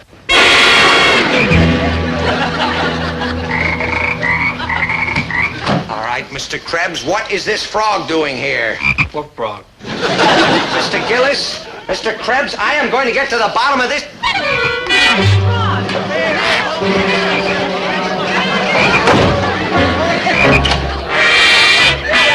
Like Jigger's the principal. Dr. Livingston, I presume? Mr. Pomfret, what is the meaning of this? Well, Mr. Nettleton, I can explain. Oh? Pathetically, of course. But I want the culprits who were responsible for this disgraceful exhibition to step forward. Okay, culprit, step forward. Maynard. I did it, sir, but honest, it was an accident. Me too, sir. And man, was it an accident. Oh, Mr. Gillis and Mr. Krebs, I should have known. Very well, I want you both to report to my office promptly at 9 o'clock tomorrow morning. With your parents. All four of them. I only got 2. Hello, blabbermouth. Maynard, he would have found out anyhow. And besides, if you tell the truth, you'll never get in serious trouble. You're in serious trouble. Why? Me? Krebs, where are your parents? Like out of town, sir. When did they leave? When they heard I was in serious trouble. When will they be back? When they hear I'm out of serious trouble. Now listen to me, Krebs. Something's got to be done about the way you've been... Mr. Nettleton, Your Honor, sir, Mr. Gillis and I will be responsible for Maynard until his parents return. Won't we, Herbert? Yeah. Daddy. Disrupting a class the way you boys did may seem a minor offense, but it indicates a willful disregard of discipline and the rules of society. Dobie, are you guilty or not guilty? Sir, would you mind repeating the question? Guilty, sir. Guilty. Maynard, what about you? Guilty or not guilty? I don't know yet. I haven't heard all the evidence. I'm like guilty, sir, like guilty.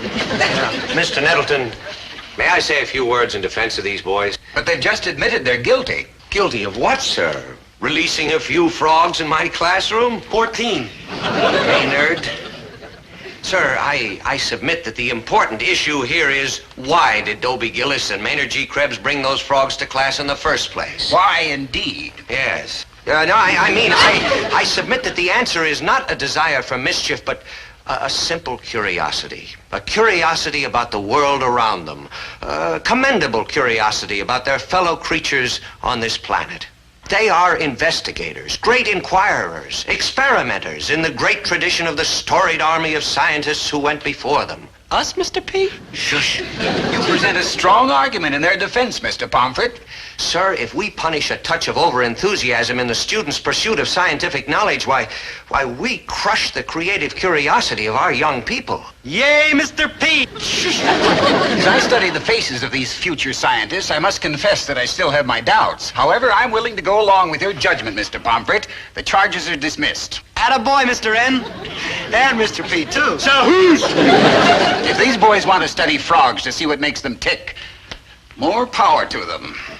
But if it happens again, so help me, I'm going to find out what makes you tick. Thank you, Mr. Pomfret. Thank you. We'll never forget you, Mr. Pomfret. Yeah, thanks, Pompey, old man. Yeah, thanks, Pompey, old man. You're welcome. But I'm warning you, boys. One more frog in my classroom, and I'm going to find out what makes you tick. Yeah, I'm going to find out what makes you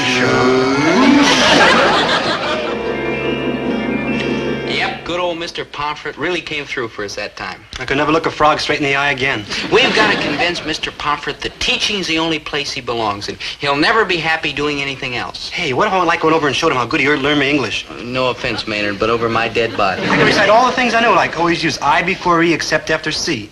Or is it I before E except after S? Maynard,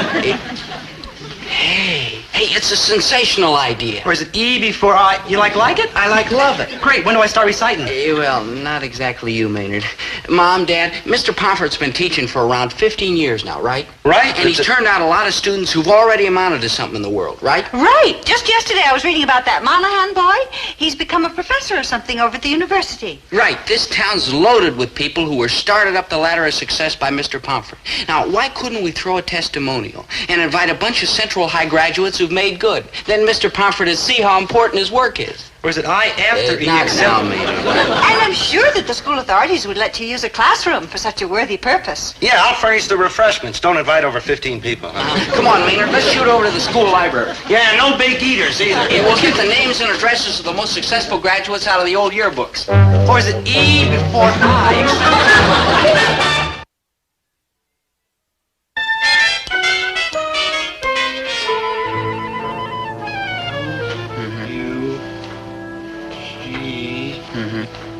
Sure, and Wilma Klug, she's got a big job downtown with some advertising company. I knew she'd go far. She had to go far. With a face like that, who's going to stop her? Shh. Well, brother, he's right about Wilma. What a kiss.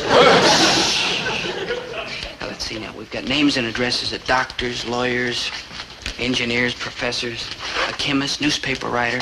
What important occupations are still missing? Flagpole sitting? Hey, look. Walter Funk from the class of 43. You've heard about him. I sure have. The teachers all the time tell me about him. He always had his nose stuck in some book. Ooh, squares like that bug me. All the time trying to make cats like me look stupid. Maynard, Walter Funk is only head of the Los Vanos Atomic Energy Project. See how much trouble he went to make me look stupid? Yourself, we're members of the armed forces. Maynard, we've got enough names now. Let's write out the invitation so we can mail them today. Now, just write, Dear Alumni. No, hold it. How do you spell it? Alumni, A-L-U... No, dear. All right. All right, gee, Dobe, I want to do my share of the work. Okay, you can mail the letters and lick the stamps. Could I, do it the other way around? It'd be kind of tough licking the stamps once they're in the box.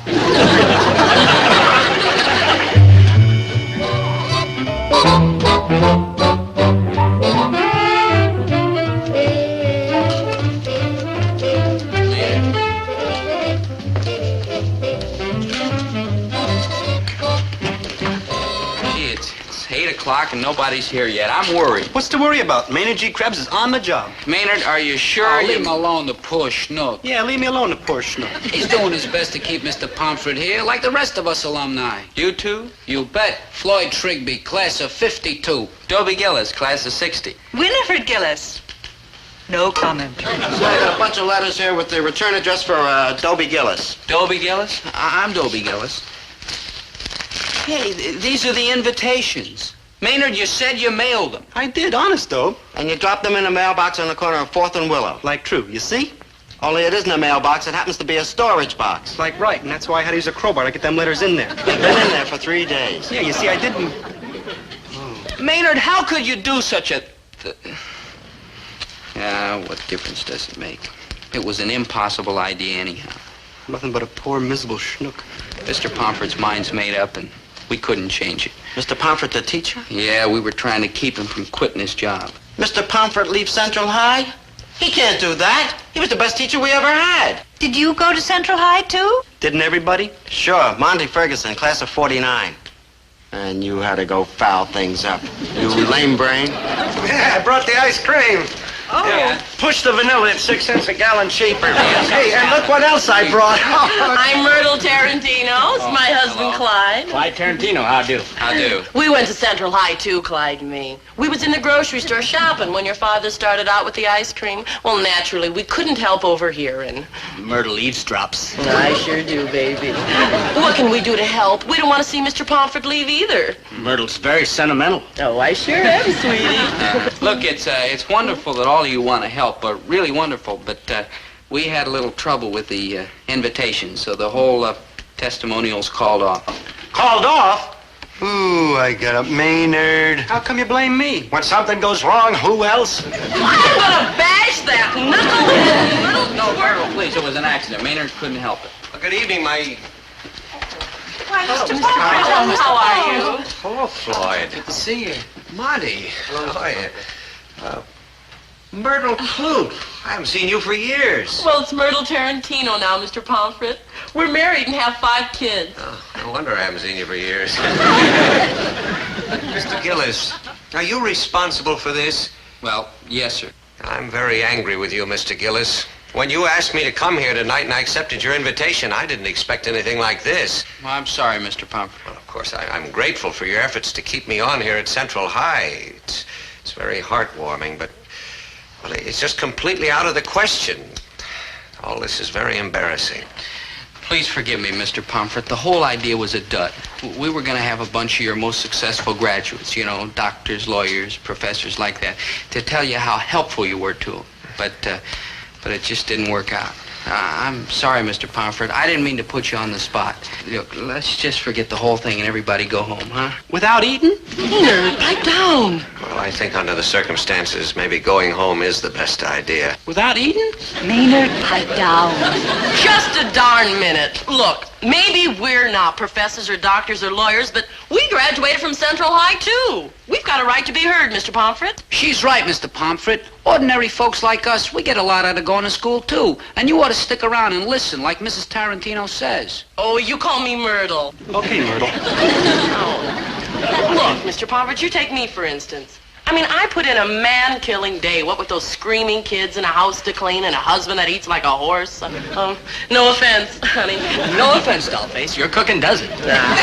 Anyway, by nighttime, I am bushed. I mean, conked out. But you know what I do? I sit me down and read a book. A book. Myrtle. No, wait a minute. I'm not finished yet. Maybe you think it's funny me sitting down to read a book? Well, I've read me lots of interesting books in the last 6-8 years since I graduated.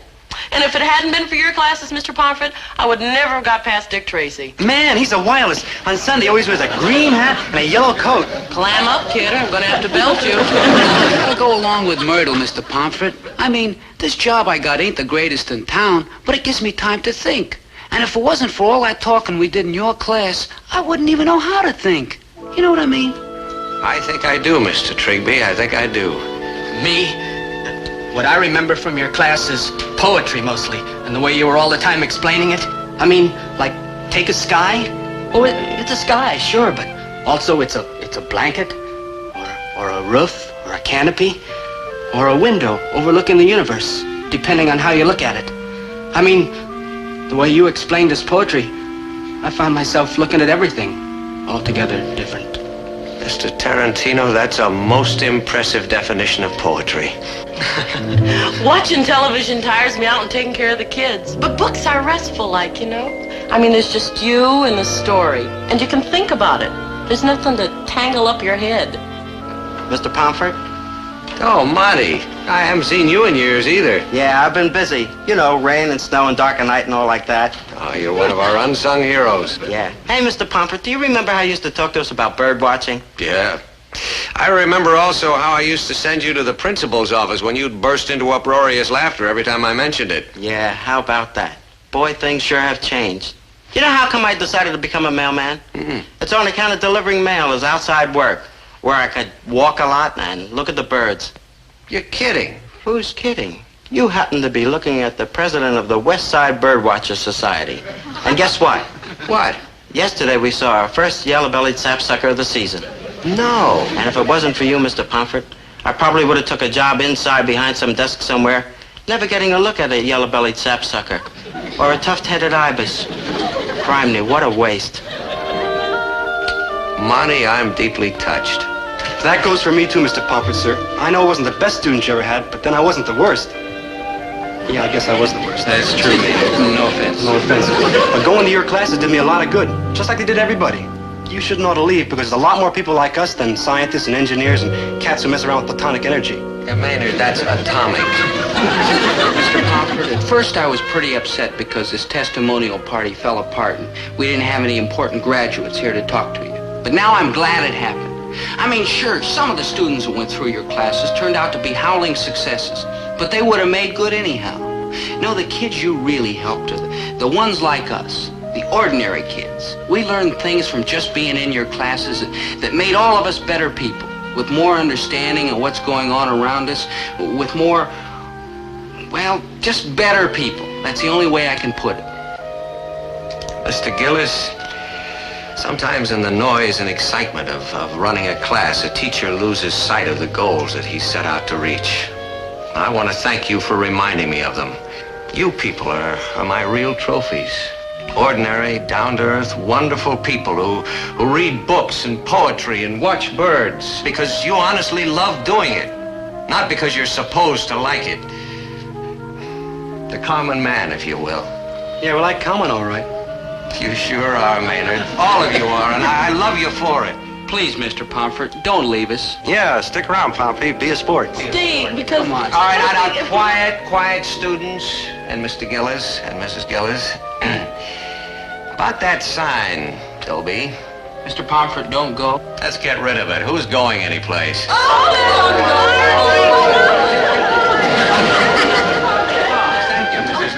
Gee, don't get like all misty. Maynard, this is the happiest day in the history of Central High. What's to cry about? Like, true, but I'm crying for Mr. Pomfret's family. The poor souls will starve to death. Maynard. No, they won't, Mr. Krebs. Why, if my wife has to continue babysitting, I'll just sit with her. In fact, I might even get some customers of my own. If I have to work nights, I'll go right ahead and do it because nothing is going to drag me away from teaching. Because that's what I want to do, and doggone it, I'm going to do it. Now you're talking, Pomfret. You're always with me, Mr. Pomfret. Is it all right if I get all misty now? Get in line, Maynard.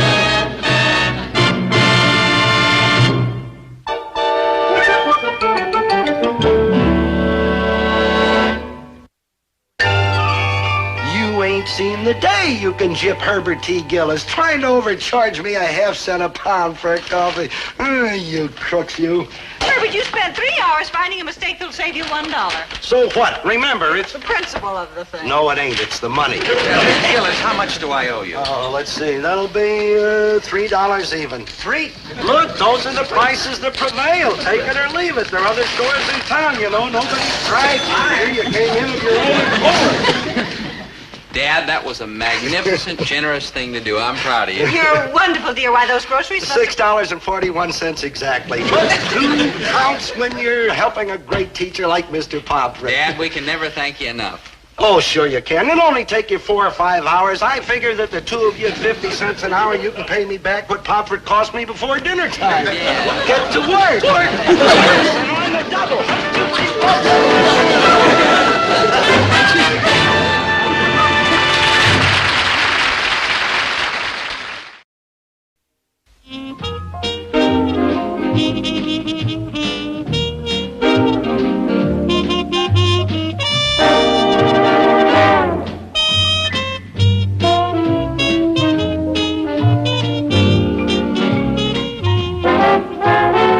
Dobie, once a gal who's dreamy, Dobie. Once a gal who's creamy, Dobie. Once a gal to call his own.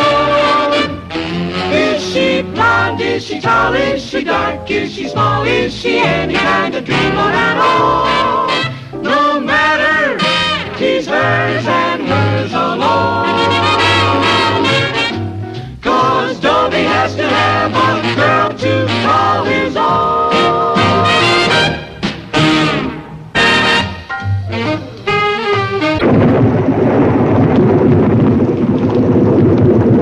Buddy, I'm like scared. Quiet, Maynard. We're not supposed to talk on guard duty.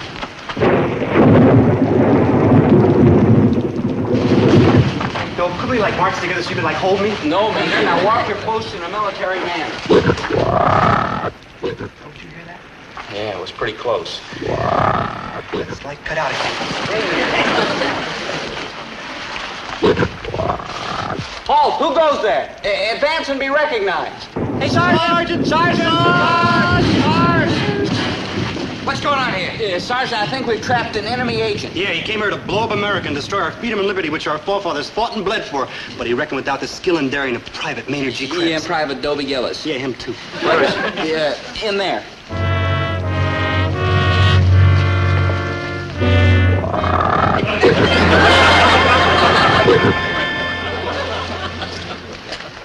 Gentlemen, on behalf of the United States and the free world, I thank you. Dobie, ba-ba-da-ba-ba-da-ba. Dobie, ba-ba-da-ba-ba-da-ba. Dobie, Dubai.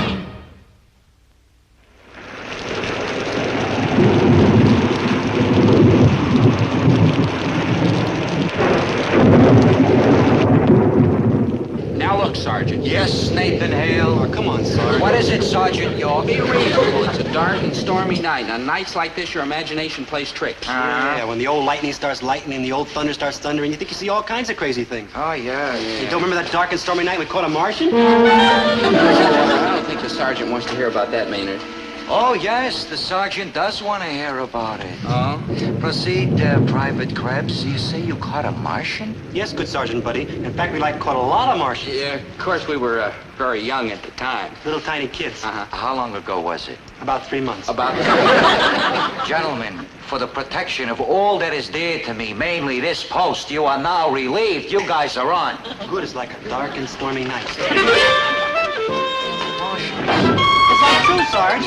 Maynard, wait a minute. Everything you say is being used against. Wait a minute. Look, I don't want to hear from Martians. Yeah, Sergeant, it was a dark and stormy night. Yeah, and me and Dome and Zelda were watching Dobie's father's store. Zelda? Yeah, Zelda Gilroy. She's all brain. I can't say much for the rest of her, but man, what a brain. Well, there we were, the three of us in my father's store on this dark and stormy night.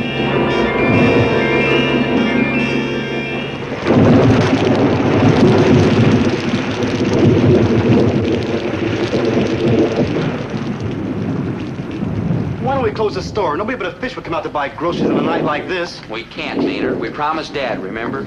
I mean, Mom and Dad are entitled to a night off once in a while. You're all heart, Dobie. Now cut that out. Can't help it, Dobie. I love you, and you love me too. When I wrinkle, you wrinkle back. Zelda, I've told you 1,000 times, it's only a reflex. Pish posh. It's love. Where'd they go? Who? Your mom and dad. Oh, to the movies. Ooh, I wish I was down at the Bijou like your mom and dad. I'd be sitting eating my popcorn, so all settled down in one of them furry red seats, watching that great movie. What great movie? The Monster That Devoured Cleveland. Gas. Maynard, how many times have you seen The Monster That Devoured Cleveland? You mean this year? Maynard, did you ever see any picture except the monster that devoured Cleveland? Like, of course. Like what? Like the son of the monster that devoured Cleveland.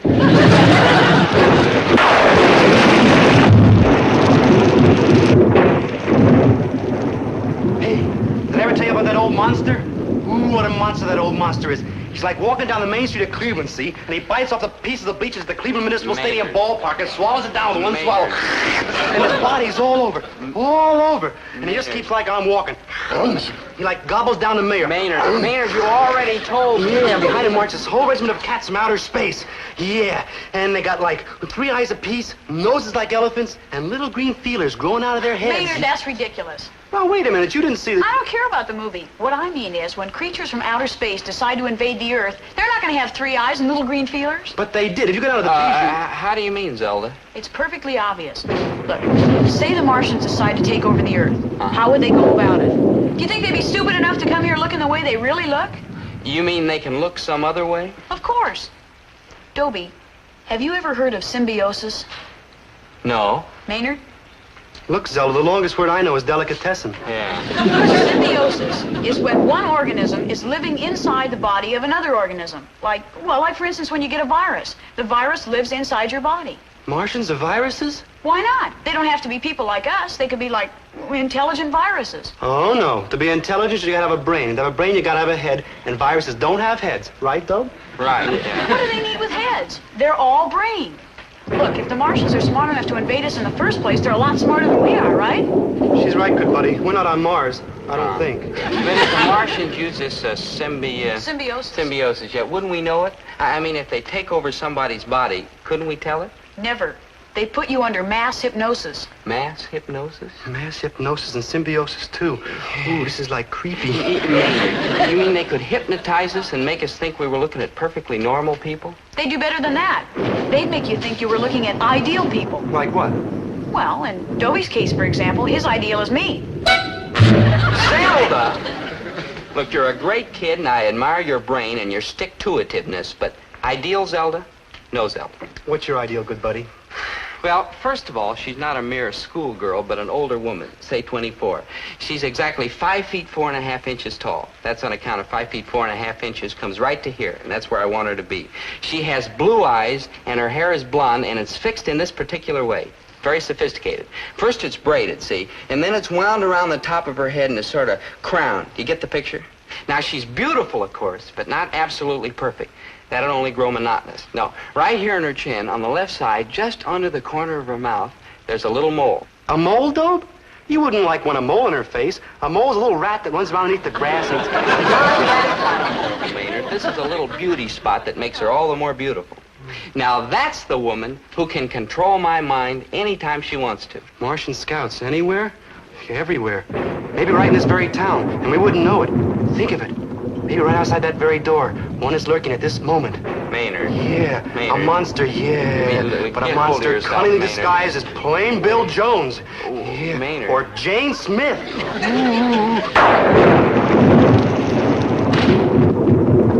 My name is Jane Smith. I want to use your telephone. Blue eyes, blonde hair wound around the top of her head, and a little mole.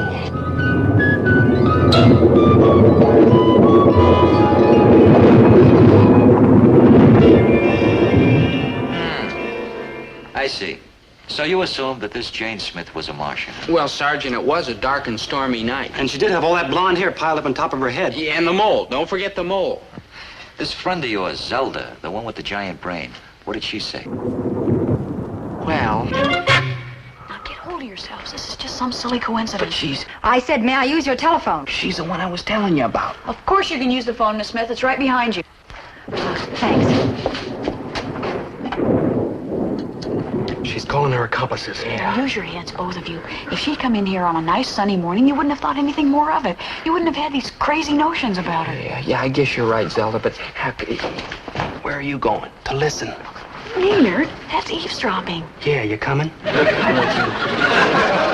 No, operator, I'll wait. Well, I'm at Clinton 69491. Now wait. Hello, Chief. This is Jane Smith. I found the perfect spot for us to land. The town is just the right size, and the people are delicious. We can use all of them. I can get the others right away. Don't be ridiculous. Listen to her, Zelda. That's just the point. If she was coming here to destroy us, do you think she'd let us hear about it? What could we do? Did you dig that big leather bag she came in with? Probably full of death rays. I'm in a little grocery store. Gillis. Yes, there's plenty of food. We could probably do some shooting, too. We're doomed. There's probably some very simple explanation. Sure there is. Symbiosis. Tell the others to meet me here in half an hour. Okay, Chief, I've got it. Everything will be ready by the time the second unit moves in. Meanwhile, I'll take a few shots around here. Bye-bye, Chief. I'm going for the law, small girl. I'm like entitled to police protection. I'm a taxpayer. Maynard, My you're... father is anyhow. Maynard, let's not be hasty. You don't be hasty. I'm getting down to the station house before that intelligence virus grabs me. Ooh, that Momo. Did you see a rather large leather bag? With a lot of crazy gizmos sticking out of it? Yes. No. Oh, there it is. Let's see. What? You'll do as a subject. Ooh, the ray. Oh, no, I say no. Save me, good buddy. Wait. Oh, it's got me. I'm like paralyzed, all but my mouth. What's the matter with you? Please let me go, miss. Think of my little old gray-haired mother. Think of my little old gray-haired father. He's even littler than my mother. Can I go, huh? Can I? Yes, you can go. In fact, I wish you would. How about me, miss? How about me? No, you stay. I need you. What? Don't worry, Dobe. I'll get some help. But if I'm like too late, well... So you see, Sergeant, you can understand how Maynard and I got confused, can't you? In a word, no. It was a dark and stormy night. And she did have a mole on her chin. And how about that phone call? All that jazz about second unit and shooting and chief and all like that? Yeah, how would you figure that? Well, I'm not sure. But one possibility is that Jane Smith was with a movie company and they were coming to your town to do some filming. So that's what you would have figured? Not true? As a matter of fact, true. Now listen, does anybody know we're coming to town to make a movie? Fine. Don't breathe a word. You know how they try to raise prices when they find out we're movie people. And that grocery fellow, what's his name? Gillis. Yeah, that's right, Gillis. Tell Gillis to make about 300 sandwiches. The boys from the second unit will be pretty hungry by the time they get there. Gillis, after your kooky friend here went tearing off to the police station, how come you didn't ask Jane Smith where she was from? Well, I started to, but she stopped me. With a ray gun? No, she ordered 300 sandwiches. And, Sergeant, when anybody orders 300 sandwiches in my father's store, I don't care if they're from Mars, Saturn, or Cleveland. I don't ask any questions. Let me see. Krebs, how come you didn't get straightened out when you got down to the police station? I might have, but somebody else got there ahead of me. Who? A little lost kid. Come on, kid, tell us your name, won't you? How are we gonna find out where you live if you won't tell us your name? I want to go home. We'll take you there if you'll tell us where you live. Now look, here's a nice map of the city. Now you just show us on which street... Wait a minute, that's no way to handle it, kid. Here, look, kid, look what we got for you. Here. Isn't this nice? Clancy and I found it in the park, didn't we, Clancy? There, a nice baseball... You don't like baseball, look, kid? Neither do I. Hey. Yeah, the space helmet. Oh, that's wonderful. Here, kid, put that on. There. Isn't that nice? That's more like it. All right, now, here, you take this ray gun. Clancy, cower in front of that table. What? We want to find out his name, don't you? I'm Cower. I'm Come cowering, on. I'm Okay. Hands up before I drill you. Don't shoot! Don't shoot! The ray gun. Don't shoot! Don't shoot! All right, hit the ray gun.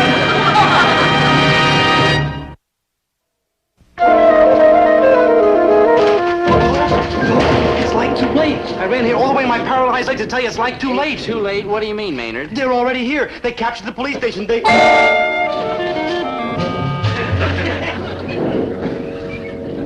Come with me to the back of the store, Doe. I don't know what's the matter with you, Maynard, but I can't. I've got to make 300 sandwiches. 300? 300 of them already here, and you're like feeding them? Come on, Doe. Can't you see? You gotta do it for your good buddy. Oh, all right. Excuse me for a minute, Miss Smith. My friend here's sort of... Nuts. Oh, Yeah. They've landed. They're down at the police station. I saw with my own eyes a small, undersized little monster with a green head. He was like spraying Chief Rosenblum with a ray gun. And Clancy, too, yeah. Death rays were flying all over the place. Ooh, it was like horrible. Both Chief Rosenblum and Clancy were both like flapping around on the floor. Yeah, just like the mayor and the monster that devoured Cleveland. You mean you really... Oh, come on, Maynard. You gotta believe me, I'm telling you the truth. And where next? They're just getting started. But, gee, Maynard, I don't know what to think. Maynard, stop. Now, really, Dobie. But if Maynard saw what Maynard thinks he saw. Dobie, I'm beginning to wonder if you're really worth all the effort I put in on you.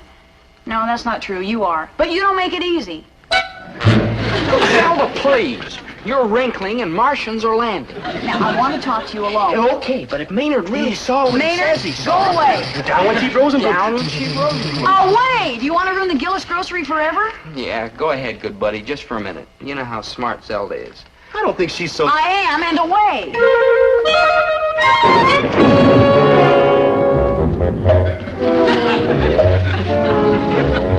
Well, look. What happened to those other two? They're supposed to be making my sandwiches. Oh, who's making those old sandwiches, all right? Just take it easy, Miss Smith. Maybe like to go out for a little walk, huh? In the rain? No, I don't want to go for a walk. I've got a lot on my mind. First unit, second unit, food, shelter, background shots. That's it. It is? I could take some shots of this store. I've got the equipment in my bag. If only I had a dark room. A dark room? Oh, you know what I mean. A room with no light in it so I could expose my negatives. A room with no light? Exactly. I mean, we got a room that's, like, pretty dark. You have? In fact, it's very dark. You like to see it? I certainly would. You just follow me, and I'll show you. Oh, this is the room? Looks more like an icebox. An icebox. Don't be like silly. Like, après-vous. Gee, Krebs, you're like a hero. While the rest of the world sleeps and your good buddies like on off his trolley, you and you alone are fighting the enemy. You locked Jane Smith in the freezer? It wasn't easy. She was a big, strong girl. Oh, I bet Gillis's mother and father loved that. Well, as a matter of fact, I kind of hold my mother and father responsible for the whole thing. If they hadn't picked this night to get playful... Them rats? Maynard. No offense, good buddy. You know your mother and father are aces in my book, but why couldn't they always act like dull and stodgy instead of cutting up like a bunch of performance seals? Oh, a great little movie you dragged me out to. The Monster That Devoured Cleveland. How silly can you get? Silly? I thought it was frightening. We mustn't let Dobie see it. Remember the nightmares that he had after he saw Dracula? He was 9 years old when he saw Dracula, and believe me, the Monster That Devoured Cleveland won't give him nightmares. It might give him a bellyache from laughing. Some monster. Oh, I've come to Earth to find a bride. Come, my pal Judy, you will be my wife. Take me, I am in your power. Come, my bride, we must devour, devour, devour.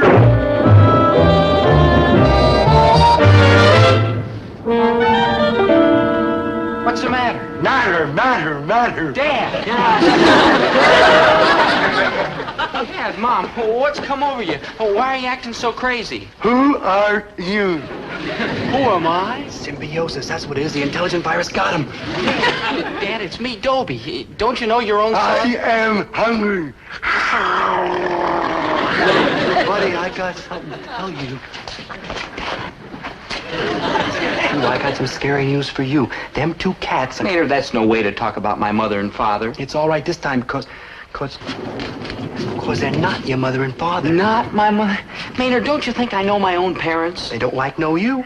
I know it seems that way, but it's got to be some kind of silly... Dobe, you got to believe me. They're not your mother and father. It's like with Jane Smith. It's like what Zelda said. They got your mind controlled. Maynard, that's ridiculous.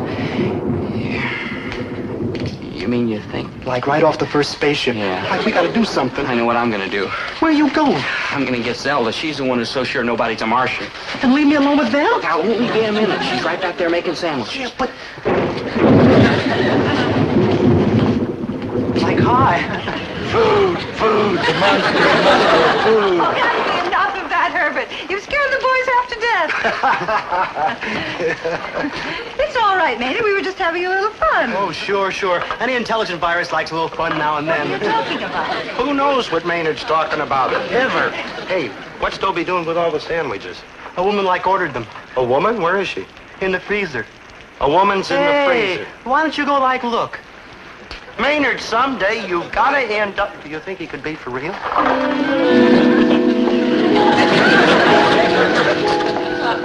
There is a woman in the freezer. Did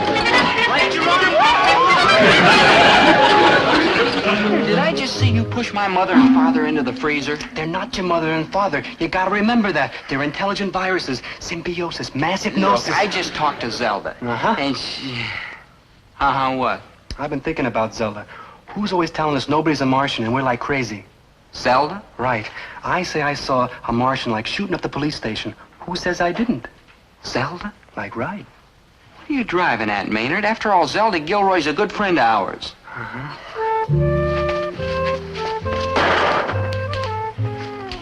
the real Zelda Gilroy. The real Zelda Gilroy out there making 300 sandwiches, isn't it? Any more Zelda Gilroy than you are. They just like sent her on to confuse us. That sounds pretty crazy, but... Oh, yeah, here, there she goes. Well, Miss Smith, I think we have enough sandwiches for the first unit ready. Where's Miss Smith? Zelda? What makes you so sure there aren't any Martians around here? Yeah. Because the whole idea is perfectly ridiculous. Now, where is Even Miss- if Maynard actually saw one at the police station. Maynard didn't see anything. Maynard is a nut. Maynard? You want to talk to Miss Smith, that's right? Right. Well, you can talk to her. She's in the freezer. In the freezer? Yeah. Have you gone out of your mind? Well, if you're so sure she's not a Martian, why don't you go let her out? I most certainly will. Yeah, go let her out. Let her in. What's the matter with you? More for your bite. Oh,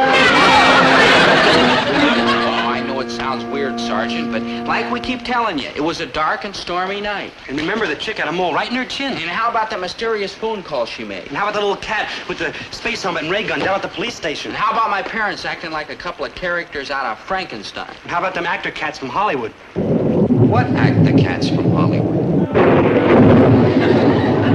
Them actor cats Jane Smith was working with. Well, we thought they was intelligent viruses. The chick virus, she was like the leading lady. Started hollering about where was Jane Smith. They was all hollering. And this screwy-looking virus, the cameraman, it turned out, hollered about where they were going to shoot. Like, shoot. The dope dragged me back and started to snow them viruses into getting into the icebox to find Jane Smith. Man, he showed them that even viruses can get snowed.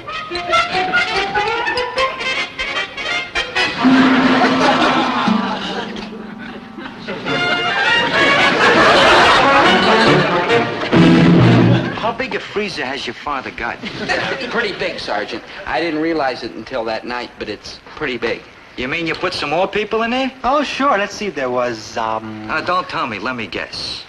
There was the chief of police who came down to your father's store looking for the people from Hollywood. And naturally, you figured that the intelligent viruses had taken over the body, so you into the freezer with him, right? Good thinking. Uh-huh. And then there was the cop who came down with the chief, you into the freezer with him too, right? Good thinking. And that's it, right? Bad thinking. You forgot Mr. Nickleby. Who? The Hollywood producer. He came along to find out where everybody was. And so...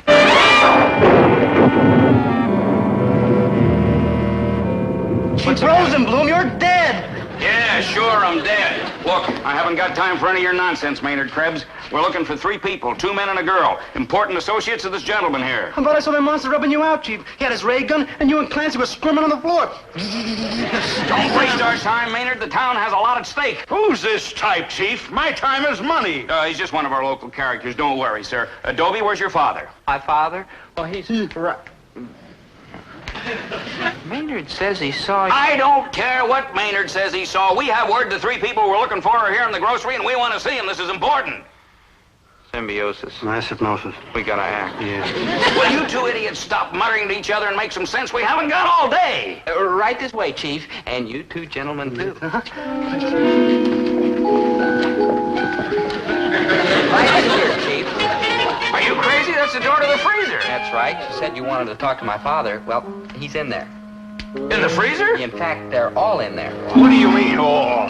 I thought I knew some nuts in Hollywood, but you 2. He's right, Chief. They are in there. Dozens of them. What? Come on, help me get them out. Yeah, right behind you. Now, tell me, having saved this country from this dread invasion, what did you do next? Called the Army, the Navy, or the Marines? Oh, no, Sergeant. We went right to the top. Hello, operator. Give me long distance. Who you like calling? Maynard, long distance. I want to place a call to Washington, D.C. That's right. The White House. Oh, good thinking, Dope. Yeah. Oh, and, reverse the charges.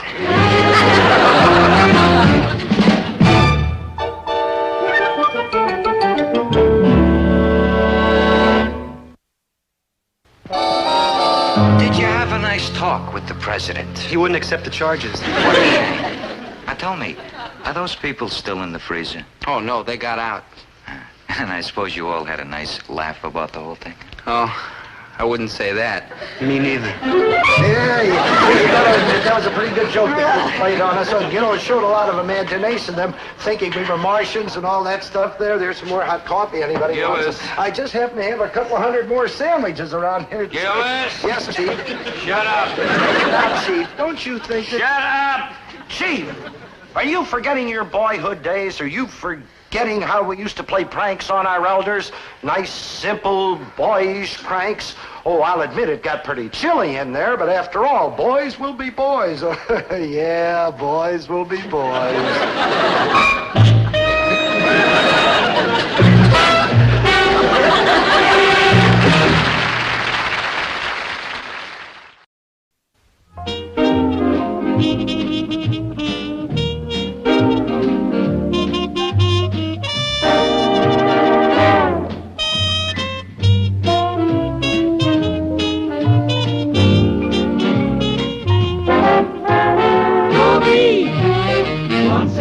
Creamy Dobie. Wants a gal who's creamy Dobie. Wants a gal to call his own. Is she blonde? Is she tall? Is she dark? Is she small? Is she any kind of dreamer at all? No matter, she's hers and hers alone. 'Cause Dobie has to have a girl to call his own.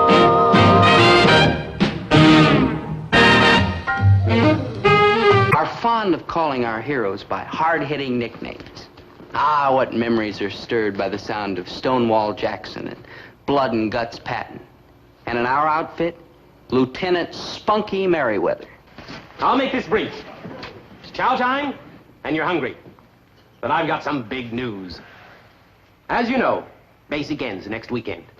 And if our company performs up to standard, there'll be passes for everybody. Now, the command has decided, and I'll admit to a modest role in the arrival at this decision, to designate the weekend as Parent Visiting Weekend. I want every soldier to write and invite his parents here for the final drills, field problems, and retreat. I want your parents to take a good look at you, to see how each and every one of you has been transformed into an American fighting man. Intelligent, resourceful, lean, fit, trim, neat. You rang?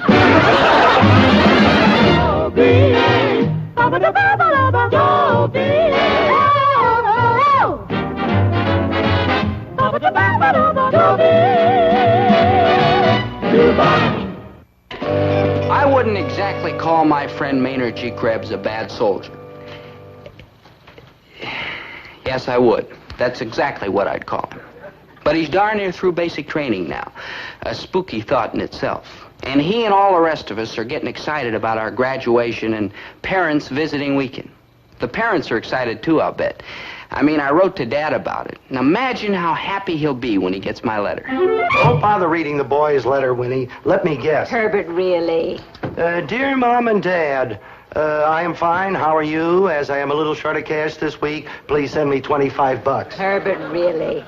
I'm wrong? Yes, you're wrong. All right, what does he say? Dear Mom and Dad, how are you? I am fine. As I am a little short of cash this week, could you send me $10? Oh, I'm sorry. I misjudged the boy. And that's not all. We're invited to visit him. Oh, I gotta take the cash up to him personally, huh?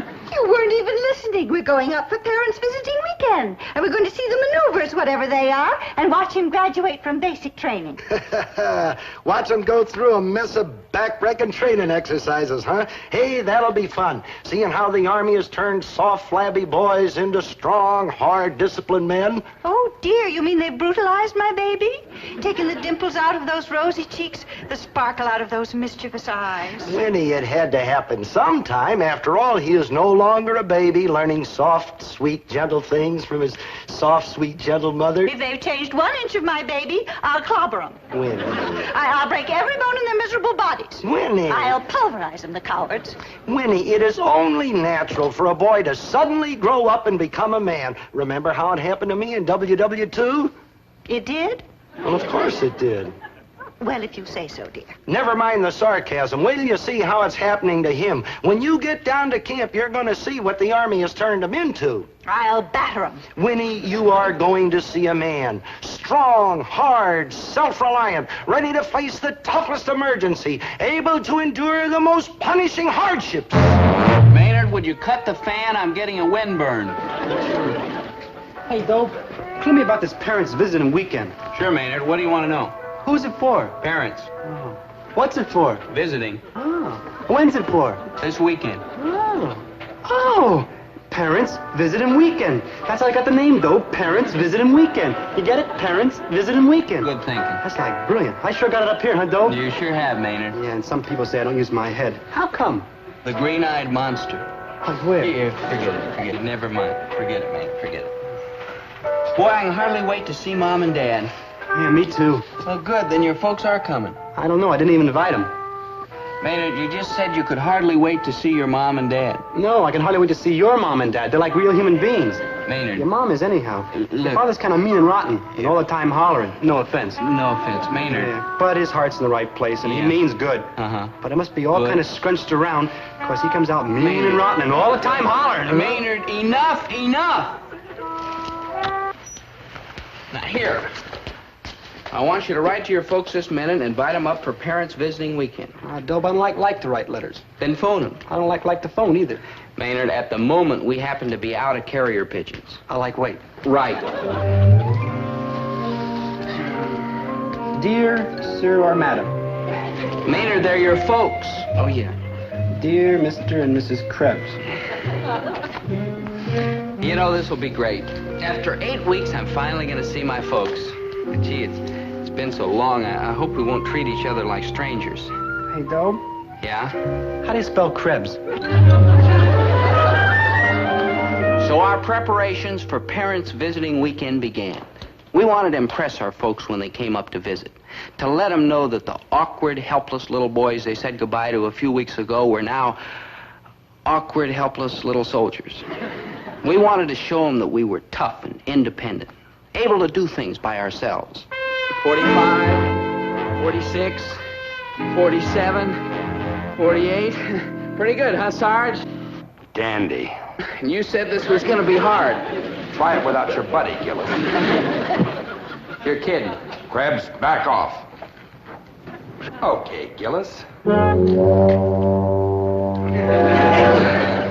see what you mean. As you were. Sergeant, I've got great news for you. Your squad has been chosen for the plum of the entire maneuvers. I'm proud of you, Sergeant. You mean, sir? Operation Xerxes. The secret mission? The 2-week special training? Suicidesville? Right. The Expendables. We hardly dared to hope. Well, that's it. Let's stay in line now. Toe the mark. Keep up to snuff. Stay on the ball. Stick with it. Keep our noses clean and give it the old try. It's your chances to be real heroes, men. So get rested up. This is going to be it. This is going to be it.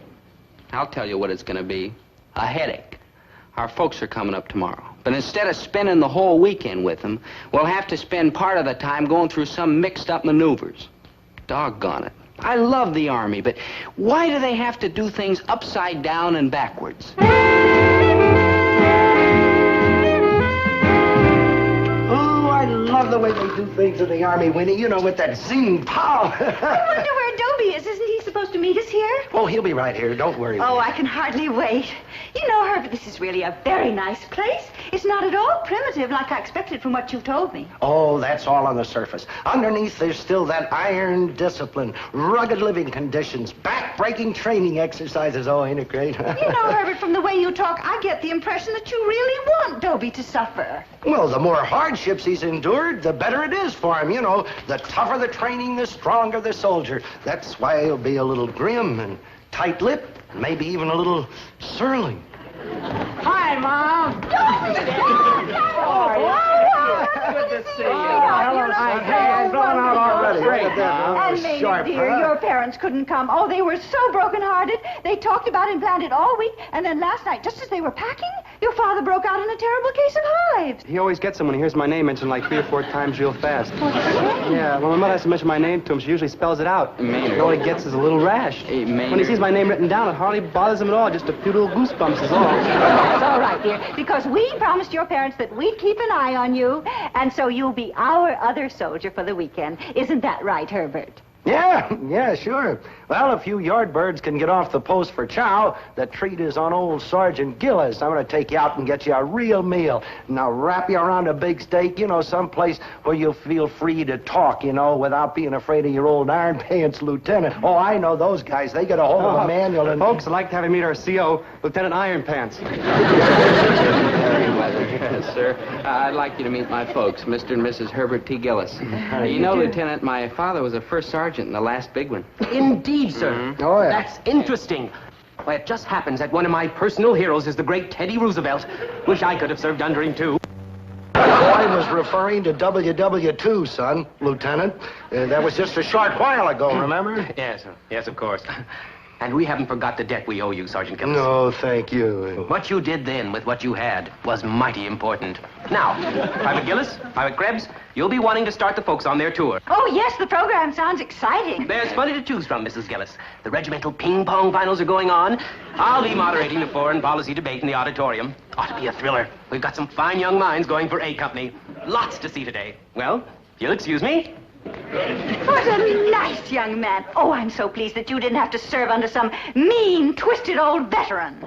No offense, Herbert. If I had him with me for a while, I'd Teddy Roosevelt him. That's your CO, that prep school valedictorian? He's really a nice fella, Dad. A perfect gentleman. Yeah, you ought to hear him sing camp songs. He knows 85 verses of Ivan Stravinsky Skavar. Nice fella, huh? Mm-hmm. Perfect gentleman. Camp songs? What kind of an army is this, anyway? Dad. You're not supposed to be buddy-buddy with your officers. You're supposed to be scared of them. Sometimes they're pretty scared of me. The Army's supposed to be rock and iron, not silk and satin. You've got it all wrong. Everything in the Army isn't soft and easy. No, it's good to hear that. For a minute there, you had me worried. Oh, and the food. Hey, I'll bet that's just as miserable as ever, huh? Oh, Winnie, wait till you get a load of this Army food. Oh, it's wholesome and nourishing, yeah, but it takes strong teeth to break it down and real guts to swallow it, huh? Pretty good sirloin, huh, Doe? Not as good as the porterhouse yesterday. Yeah, maybe you're right. But remember, today we got coconut custard pie for dessert, and yesterday all we got was hot fudge sundaes. Well, this ain't the way we used to do it.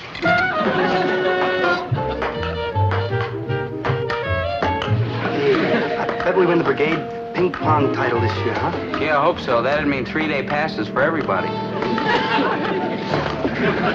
This ain't the way we used to do it. How do you do, ladies and gentlemen? And welcome to number 12 in our series of great debates. Our motto for today is, a thinking soldier is a happy soldier. As we all know, there's nothing like a good, sharp battle of wits to flex our lazy mental muscles. The topic for today is resolved, that Mars should be an open planet. Phew, this ain't the way we used to do it.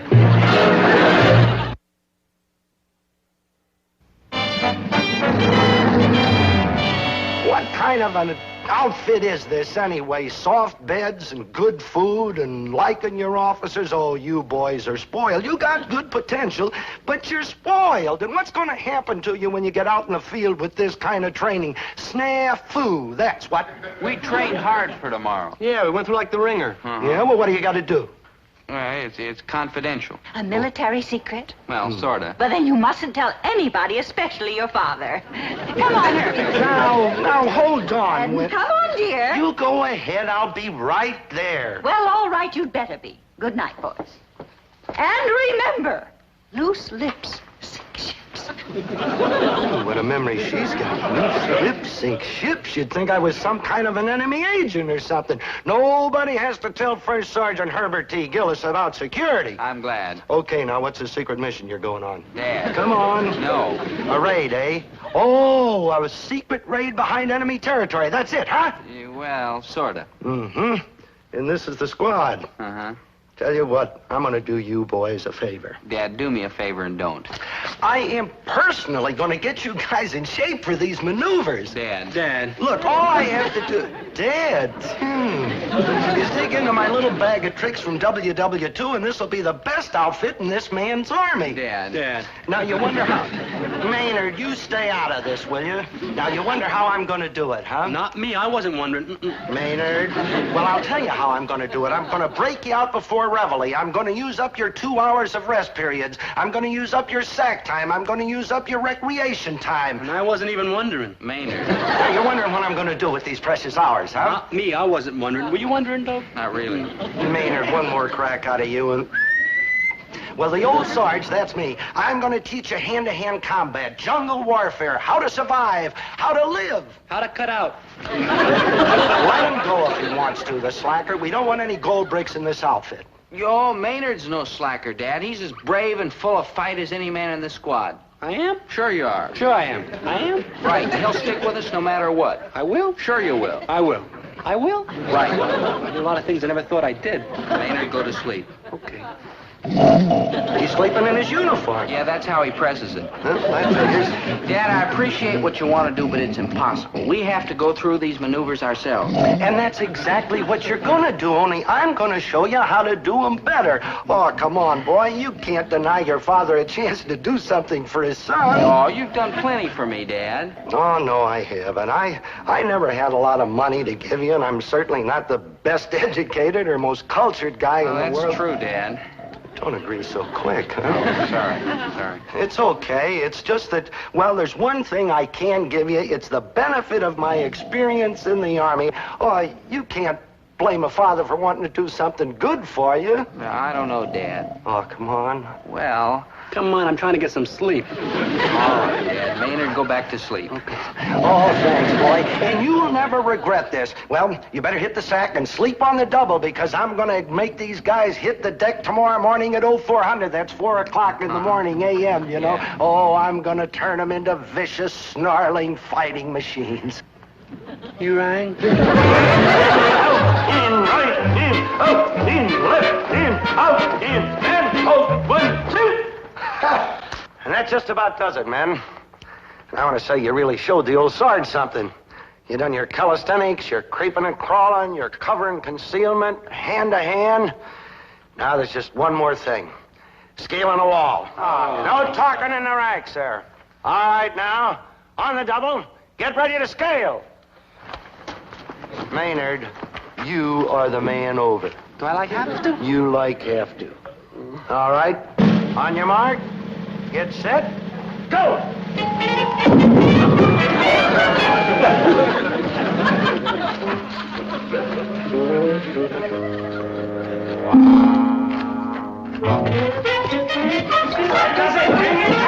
You're up, there you go. That was cool.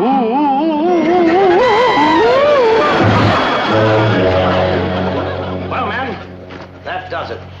And I just want to say that I've never led a finer group of men in my life. Of course, you've had the benefit of my experience, but we won't tell anybody about that, huh? And I just want to wish you the best of luck on your secret mission. You better get back to your barracks now, Chaz. Yes. Hey, Dad, come here.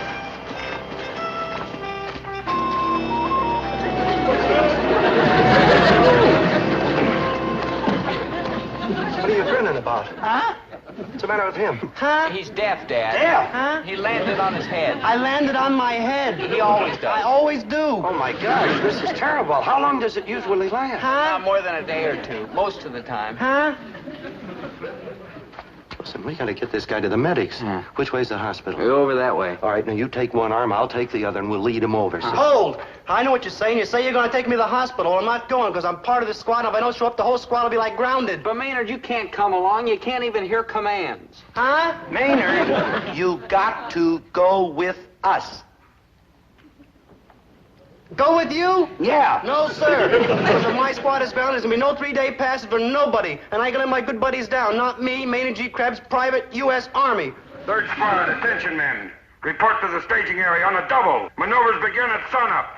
What are you guys listening to? You see, Maynard, you can't go. Huh? Toad, do you think we could find a replacement With for only a couple of minutes left, where are we going to find a replacement? I think I know where. If you're thinking what I think you're thinking, no offense, Dad, but no, you couldn't do it. Maynard, get out of those fatigues. Dad, this is a very tricky assignment. Maynard, get out of those fatigues. You guys earned this pass, and I'm not going to keep you from getting it. Dad, you don't know what you're getting into. I'm getting into Maynard's fatigues. That's what. Come on.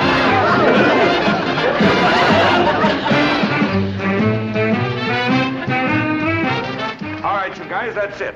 Pick up your gear. You know your jobs. Nothing more to say than good luck. Move! Nobody's looking, Dad. You can still duck out. Don't worry, boy. The old sergeant ain't gonna let you down. Come on. Here, you see the start of Operation Xerxes.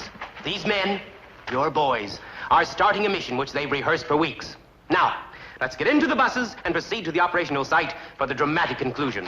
Over this way. Lieutenant Merriweather, Lieutenant, isn't there some way that we could locate my husband? He was with my son. There's bus transportation from the barracks to the field, Mrs. Gillis. Don't worry. Your husband isn't going to miss out on this.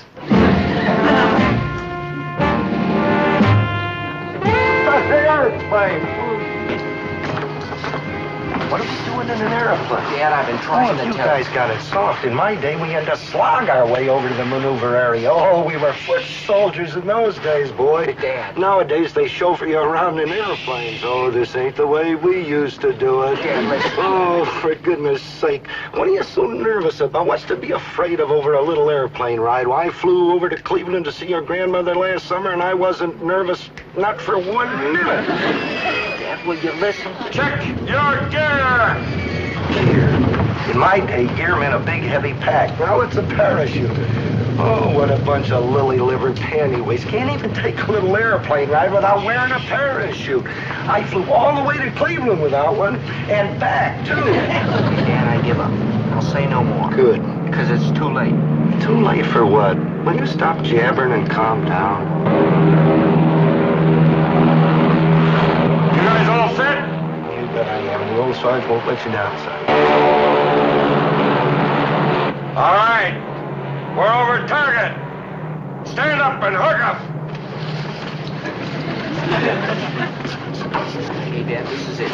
Take your static line and hook it up. Yeah, I heard him. Stand up and hook. Stand up and hook up. I was trying to tell you we're jumping. We're jumping? I ain't jumping. I tried to tell you. I won't. You got to. Look, I'm a citizen and a taxpayer. I know my rights. It's easy, Dad. I won't. Just step out. I'm overage. All right, get ready. Just count 3, and then if your chute doesn't open, pull this. You guys jump. I'll meet you after we land. 10 seconds. Watch for the green light. 10 seconds, green light. Move to the door. Move to the door.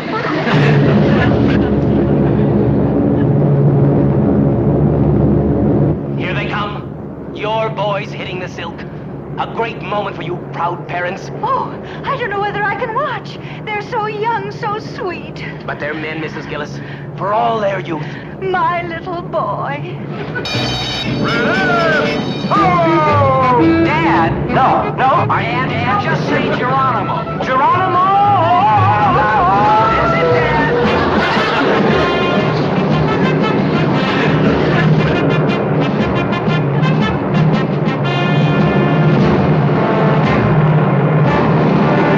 Here they come. Beautiful, isn't it? Beautiful. Oh, I don't know when I've been so thrilled. My little Dobie. You can be very proud, Mrs. Gillis. That takes a lot of courage, even for a young man like Dobie. Oh, poor Herbert. He's going to be so sorry. He's missed the most exciting part of the whole weekend.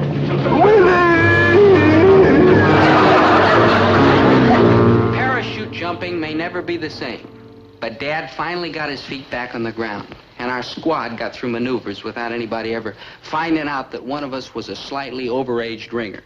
Yep, Dad was a real hero. Brave, fearless, and daring. And then he had to face Mom. Now, Winnie, I can explain. If it weren't for him, we all would have been scared to jump. Yeah? Yeah. He gave us courage to do what we were all afraid to do. Yes, I did. If anybody deserves congratulations, it's Dad. Oh, well, Mom, Dad was a real hero. No, I wouldn't say that. Nah, neither would I.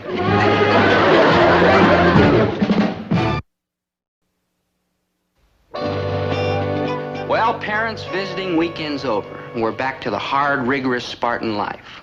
Oh, sure, it was fun kidding around with our folks and relaxing. But we're soldiers with a job to be done.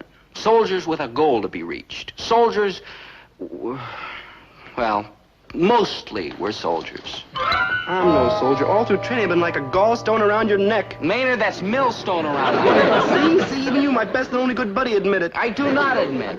I mean, you're no millstone. Why, you've been making your own bunk for days now. Carrying your own pack. You're a real dog face, just like the rest of us. You're important, valuable, needed. Gee, Dobie. So come on, get up off your sack, take a shower or two, and we'll go to chow. Cool, Dobie. I'm with you.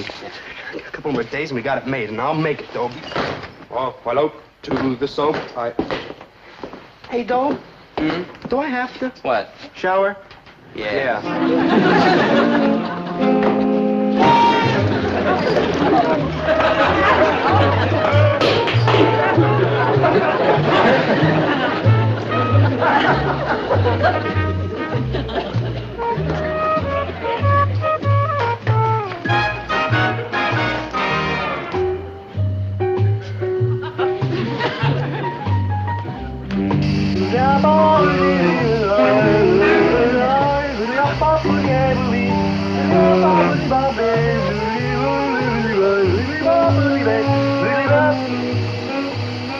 Dobe, do I really have to? You really have to. Oh,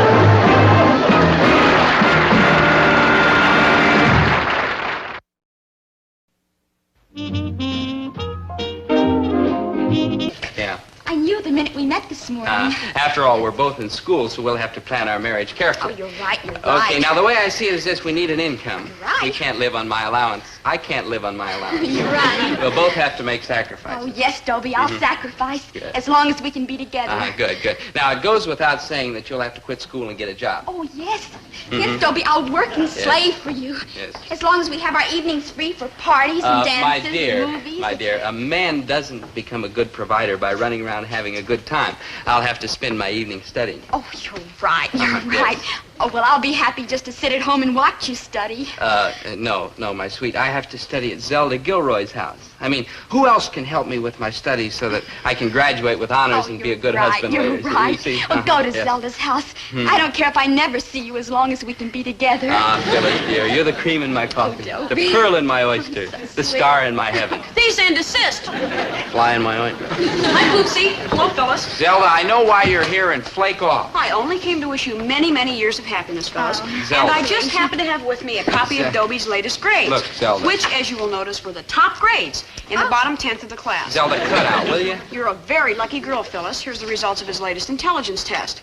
Also, a sample of his handwriting and a picture of his father, your future father-in-law. Dobie, this is your father? Well, yes. Yeah. That's an old picture. Taken when he was young? Yeah. Yeah. And Phyllis. Phyllis Gillis. That will be your name. Phyllis Gillis. Well, what's wrong with You Phyllis will be Gillis? married to the only man, may your union be blessed with many little events, the only man whose entire insides are upside down. Regardez his x-ray. Well, everything looks right to me. Oh, thank you, sister. Here, Phyllis, my That's love. for you. Ooh. Zelda, that was unprincipled, treacherous, foul, mean, contemptible, and low. Sure was, Poopsie, but I forgive you. Zelda!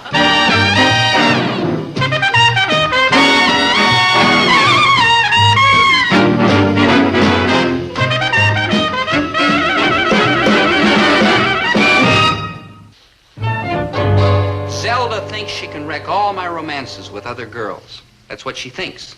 And you know something? She's right. Except for one girl, Mary Ann Crowlish. Zelda will never split up Mary Ann and me. You know why? Because Mary Ann and me will never get close enough to split up. I know I'm enchanting and gorgeous and desirable, but what can I do about it? It's just the way I am. Poor little me. See what I mean? There's this vision of loveliness, Mary Ann Crowlish. And here I am, worshiper of beauty. But it looks like we two shall never meet. It's awful. I mean, it's cruel twists of fate like this that can turn a strong man into a quivering, helpless, babbling, mindless hulk. You rang? No? Hey, Dope. Hey, Dope, it's me. Dope. She doesn't know I'm alive. Are you? Unrequited love, the sheer pain of it. Maybe your belt's too tight. Maynard, you always manage to say just the right thing. What's a friend for? I only wish I were an apple on a tree and Marianne had come along and take a bite out of me. She won't bite you. I know. I'll bite you, good buddy. Maynard. What's a friend for? I wish to make an announcement. You're all terribly sweet. Every terribly sweet man jack of you. But there's really no point because I'm practically engaged. So farewell, my dear ones, and may you all find happiness elsewhere. My dear ones. Dobie. Me? Yes. Me? Yes, Dobie, you. Me, Dobie, me? Wouldn't you like to take me dancing tonight?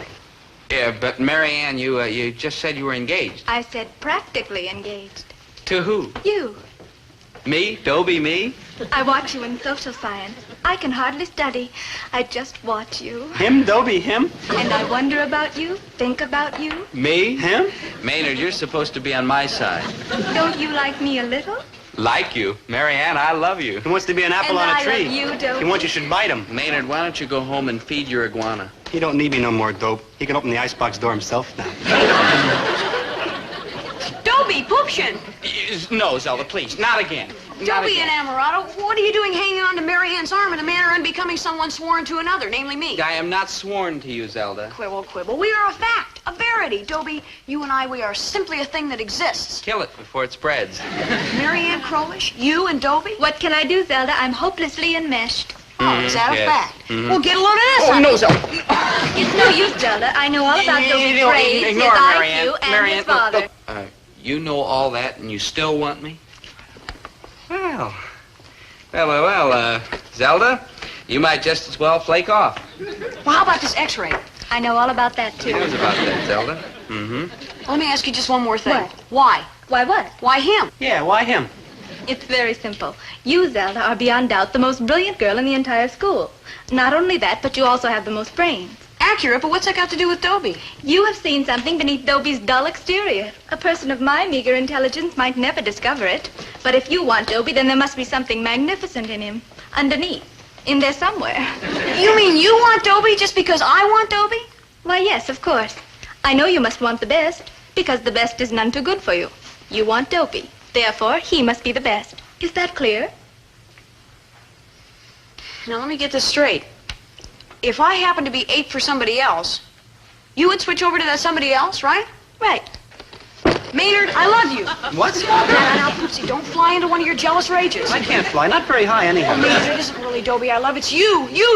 Do you hear? Oh, come on. Oh, like help. Let go, small girl. Marianne, this is a trick. You know how cunning and crafty she is. Oh, I know. Oh, Marianne, if you only suspected the strength in this man, the power, the poetry. Picture me, don't love me, please. Maynard, kiss me. Ooh, what you said. Oh, please. Oh, I don't like girls. I don't like you. Let me go, please. Kiss me, so help me, I'll break your neck. Break the neck. Zelda, it's no use. That's right, Zelda. No use at all. You don't believe me, huh? No.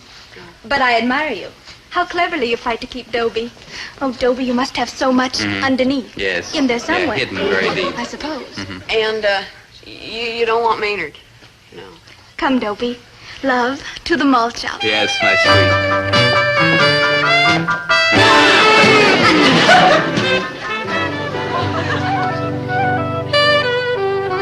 Well, here we are. Yep, here we are.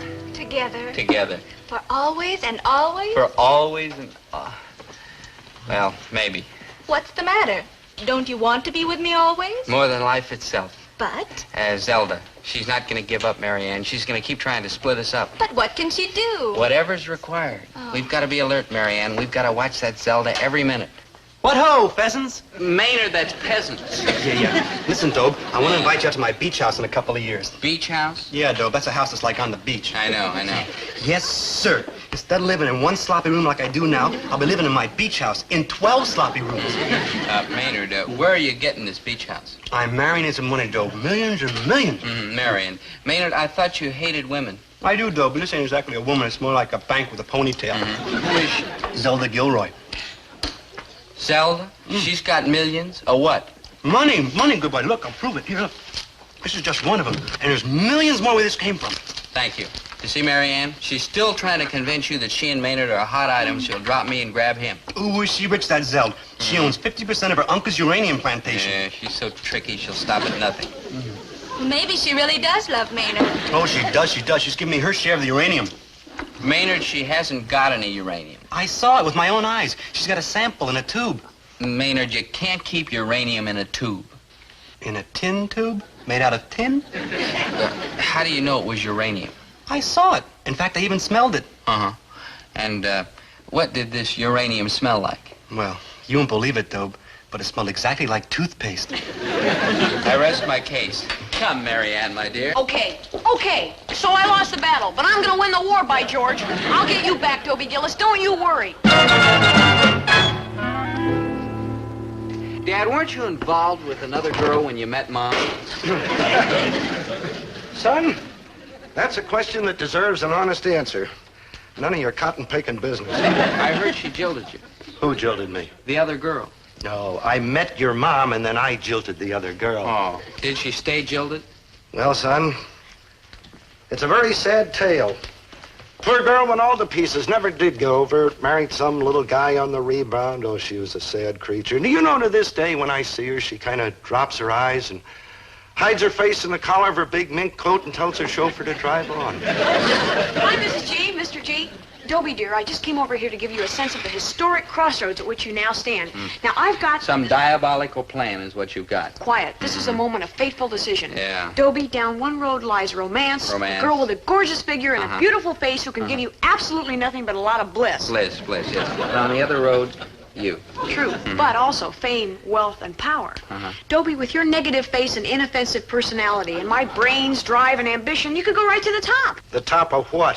Why, Herbert, that's no way to talk. You know that Dobie has the seeds of greatness in him. If he's got all these seeds rolling around in him, how come up till now we haven't seen one little blossom? I'm just stating the facts, sad though they may be. Give me one slice of evidence that he's ever going to be great, just one. I'll give you several. In the first place, he's your son. You can't miss, boy. You gotta Don't worry, I'll see to it that Dobie uses his tremendous potential. Why, Poopsie, with just very little effort, I can make you into a congressman. Good thinking, Zelda. Dobie could be a congressman. No question about it.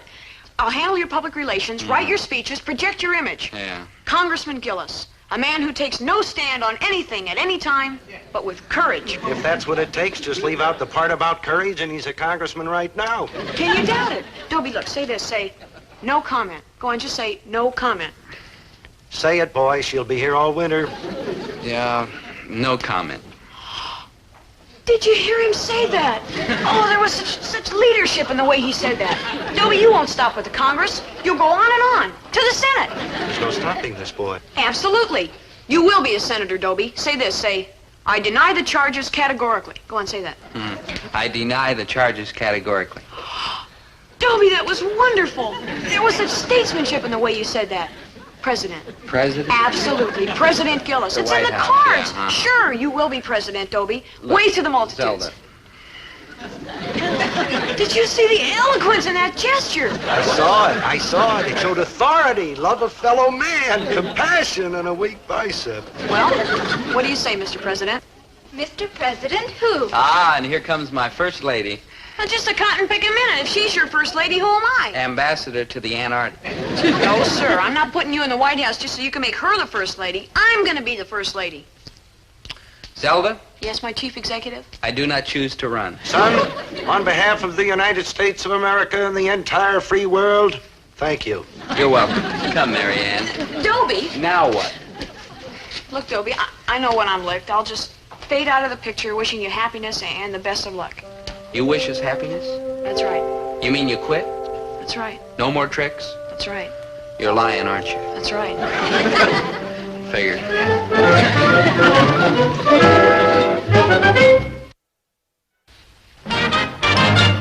Here we are, my love. It says the average farm income is $3,000 a year, and the average city income is $6,000 a year. So it goes without saying we'll live in the city. Okay, so now we have $6,000. Oh. Hello, you two. Oh, hi, Zelda. Look, I know you Zelda. two have been too wrapped up in each other to do your book reports, so I did them for you. Here. Naturally, you'll get A's. Zelda. Zelda, why? You two have your whole lives ahead of you. Zelda, so do you. Do I? I don't know. Something inside of me is just giving up. When the old morale goes, well, you know. 2 tickets to the jazz concert tonight. Here. Why, Zelda? Why are you doing this? I just can't face people. The joyous crowd, their happy laughter. No, I'll just go back to my lonely room and sit in front of my lonely television set and eat a lonely bologna sandwich. Zelda. Zelda? No, it's all right. You two go and enjoy yourselves. Don't worry about me. Bye, you two. Dobie, I don't feel like going to the jazz concert tonight. Me neither. I feel kind of sick. Yeah. I'll see you later, Dobie. Bye. Yeah. Bye, Marianne.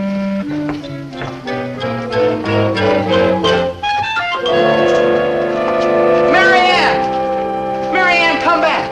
Come back, Marianne, my angel. Don't you see what's happening? That two-faced, double-tongued viper Zelda's doing it again. She's You're playing right. on our feelings. It's just another one of her shabby tricks. You're right.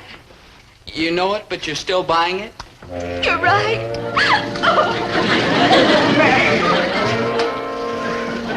Oh, that's Zelda Gilroy. Oh, that's Zelda Gilroy. I've got to stop her from breaking up the romance between me and my only true love. But how? What I need is advice, fast and in quantity. I need a counselor, an advisor, somebody with wisdom, experience, understanding, someone who knows life, a Socrates, a Plato, a Jack Parr. What's your problem, son? It's hard to explain, Dad. It's so complicated. Well, let's break it down to a simple mishmash, huh? It's Zelda. I jilted her, but she won't stay jilted. Mm-hmm. Well, you've come to the right place for advice, boy. Did I ever tell you about the girl I jilted? No offense, dear, but it was the other way around. She jilted you, and then you met me. Now, just a minute, Winnie. It's completely unimportant. It doesn't mean a thing. But let's get the record straight. I met you, and then I jilted her. Remember? I remember the night we met. It was on a little bridge in the moonlight, and you were about to jump off. About the time. I was standing there looking at the water. With your shoes off? There's a law? What's wrong with my standing on a bridge with my shoes off? In the snow? My feet hurt. You were cooling them off. Yes. I'm sorry, dear. It all comes back to me now. You jilted her. Right. And then I married the sweetest, most wonderful little woman in all the world, and the onions are burning. I'm not cooking onions, dear. Winnie, maybe somebody snuck into your kitchen to cook onions? Oh, I get it. Man talk. Now, where were we?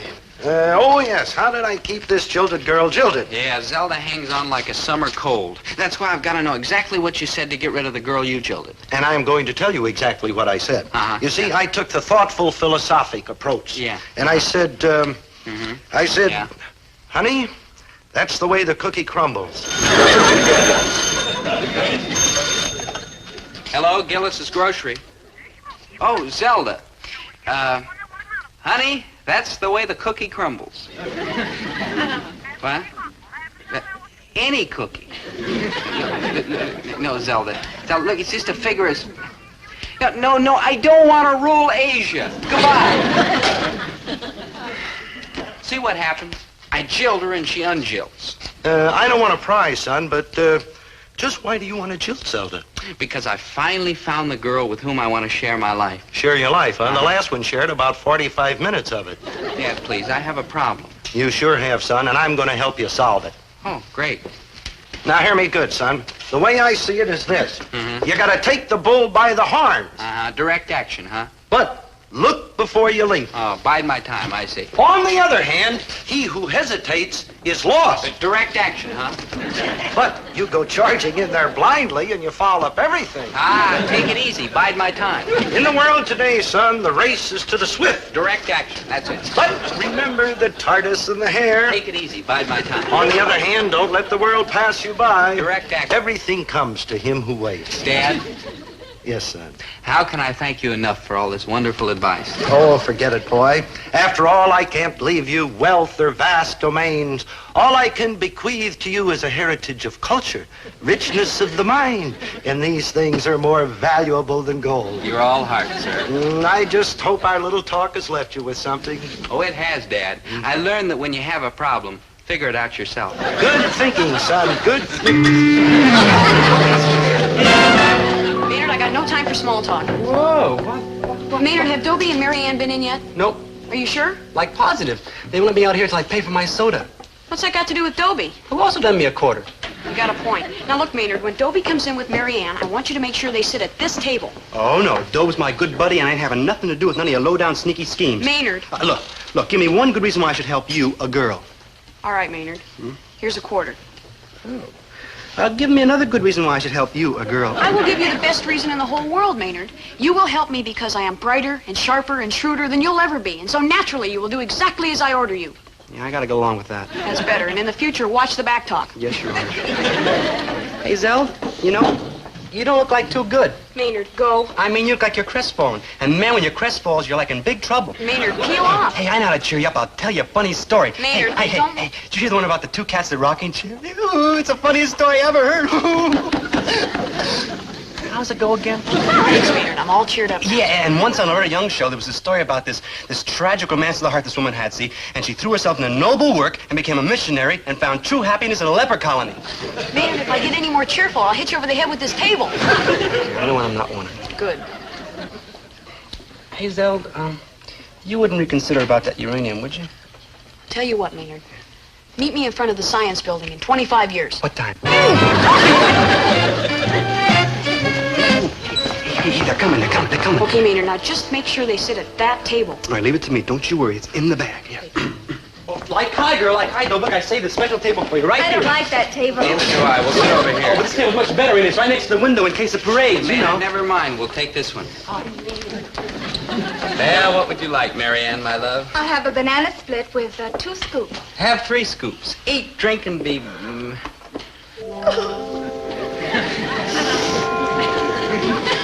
Dobie, it's no use. I can't take it any longer. I'm haunted by Zelda's sad face. I can't sleep. There's no escape.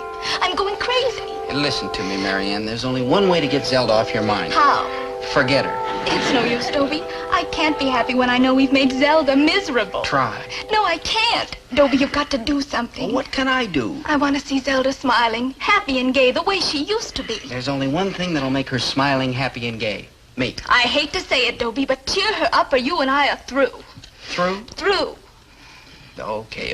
I'll think of something tomorrow morning. Now, Dobie, I can't stand it another minute. Now? Now.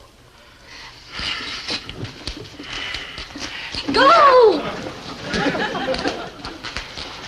Hi, Dobie. How are things among the living? Now cut that out. Zelda, you say you love me. I do, Poopsie, I do, with all my great heaving heart. I don't believe you. You can't be serious. You know I love you. Prove it. How? By helping me hang on to Mary Ann. You gotta be kidding. See, I knew you didn't love me. But Dobie... But nothing. Love is when you care for the other person's happiness more than your own. And if you cared for my happiness, really cared, I do. really loved me, I you'd do. help me hang on to Mary Ann. Okay, Dobie, what do you want me to do? Well, for openers, let's see you smile. Smile? Smile, yeah. A big smile. Bigger. A really, really big, happy smile. I'm tearing my face. Now laugh. No, louder. That's it. Gaiety, fun. Shock it up to the time. Yeah. Zelda, you're a grand sport, and I thank you. From the bottom of my heart, I thank you. Not you, man. Zelda, you...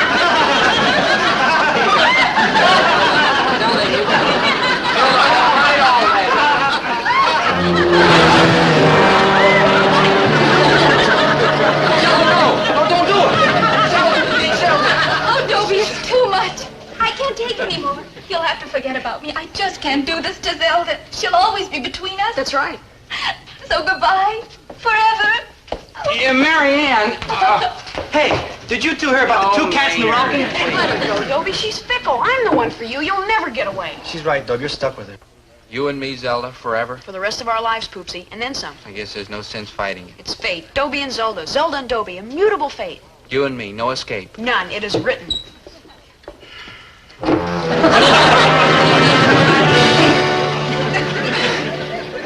Goodbye, Zelda. Dob, speak to me. Say something, even if it's mean and rotten. Better leave him alone, Maynard. He's gonna be pretty sick for a while. He just took a great big gulp of vanilla extract. Zelda! Zelda, I've poison with vanilla extract and you're wrinkling.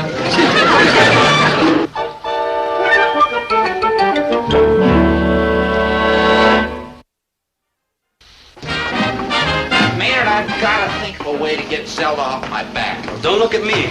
Getting rid of old Zeld's gonna take some mean and rotten trick. I ain't that kind of cat. I know. I'm sweet and tender and gentle. True. And peaceable and mild and fun-loving. True. So first we get 5 bags of cement. Cement? We mix it up all nice and wet, and we call the Zeld and we say, "Hey, Zeld, how'd you like to see some nice wet cement?" Maynard. And when she shows up, Look. we give her a little nudge, and then she pops. Maynard. And then we take the whole block, put it in a packing crate, nail it up, and off to the river we zoom. Halt! How are you going to get this block of cement to the river? We carry it. You two punies going to carry that great big block of cement to the river? Too heavy, huh? Yep. Got any other ideas? Nope. So I'm stuck with you. Yep. Forever. Yep. Got any poison left?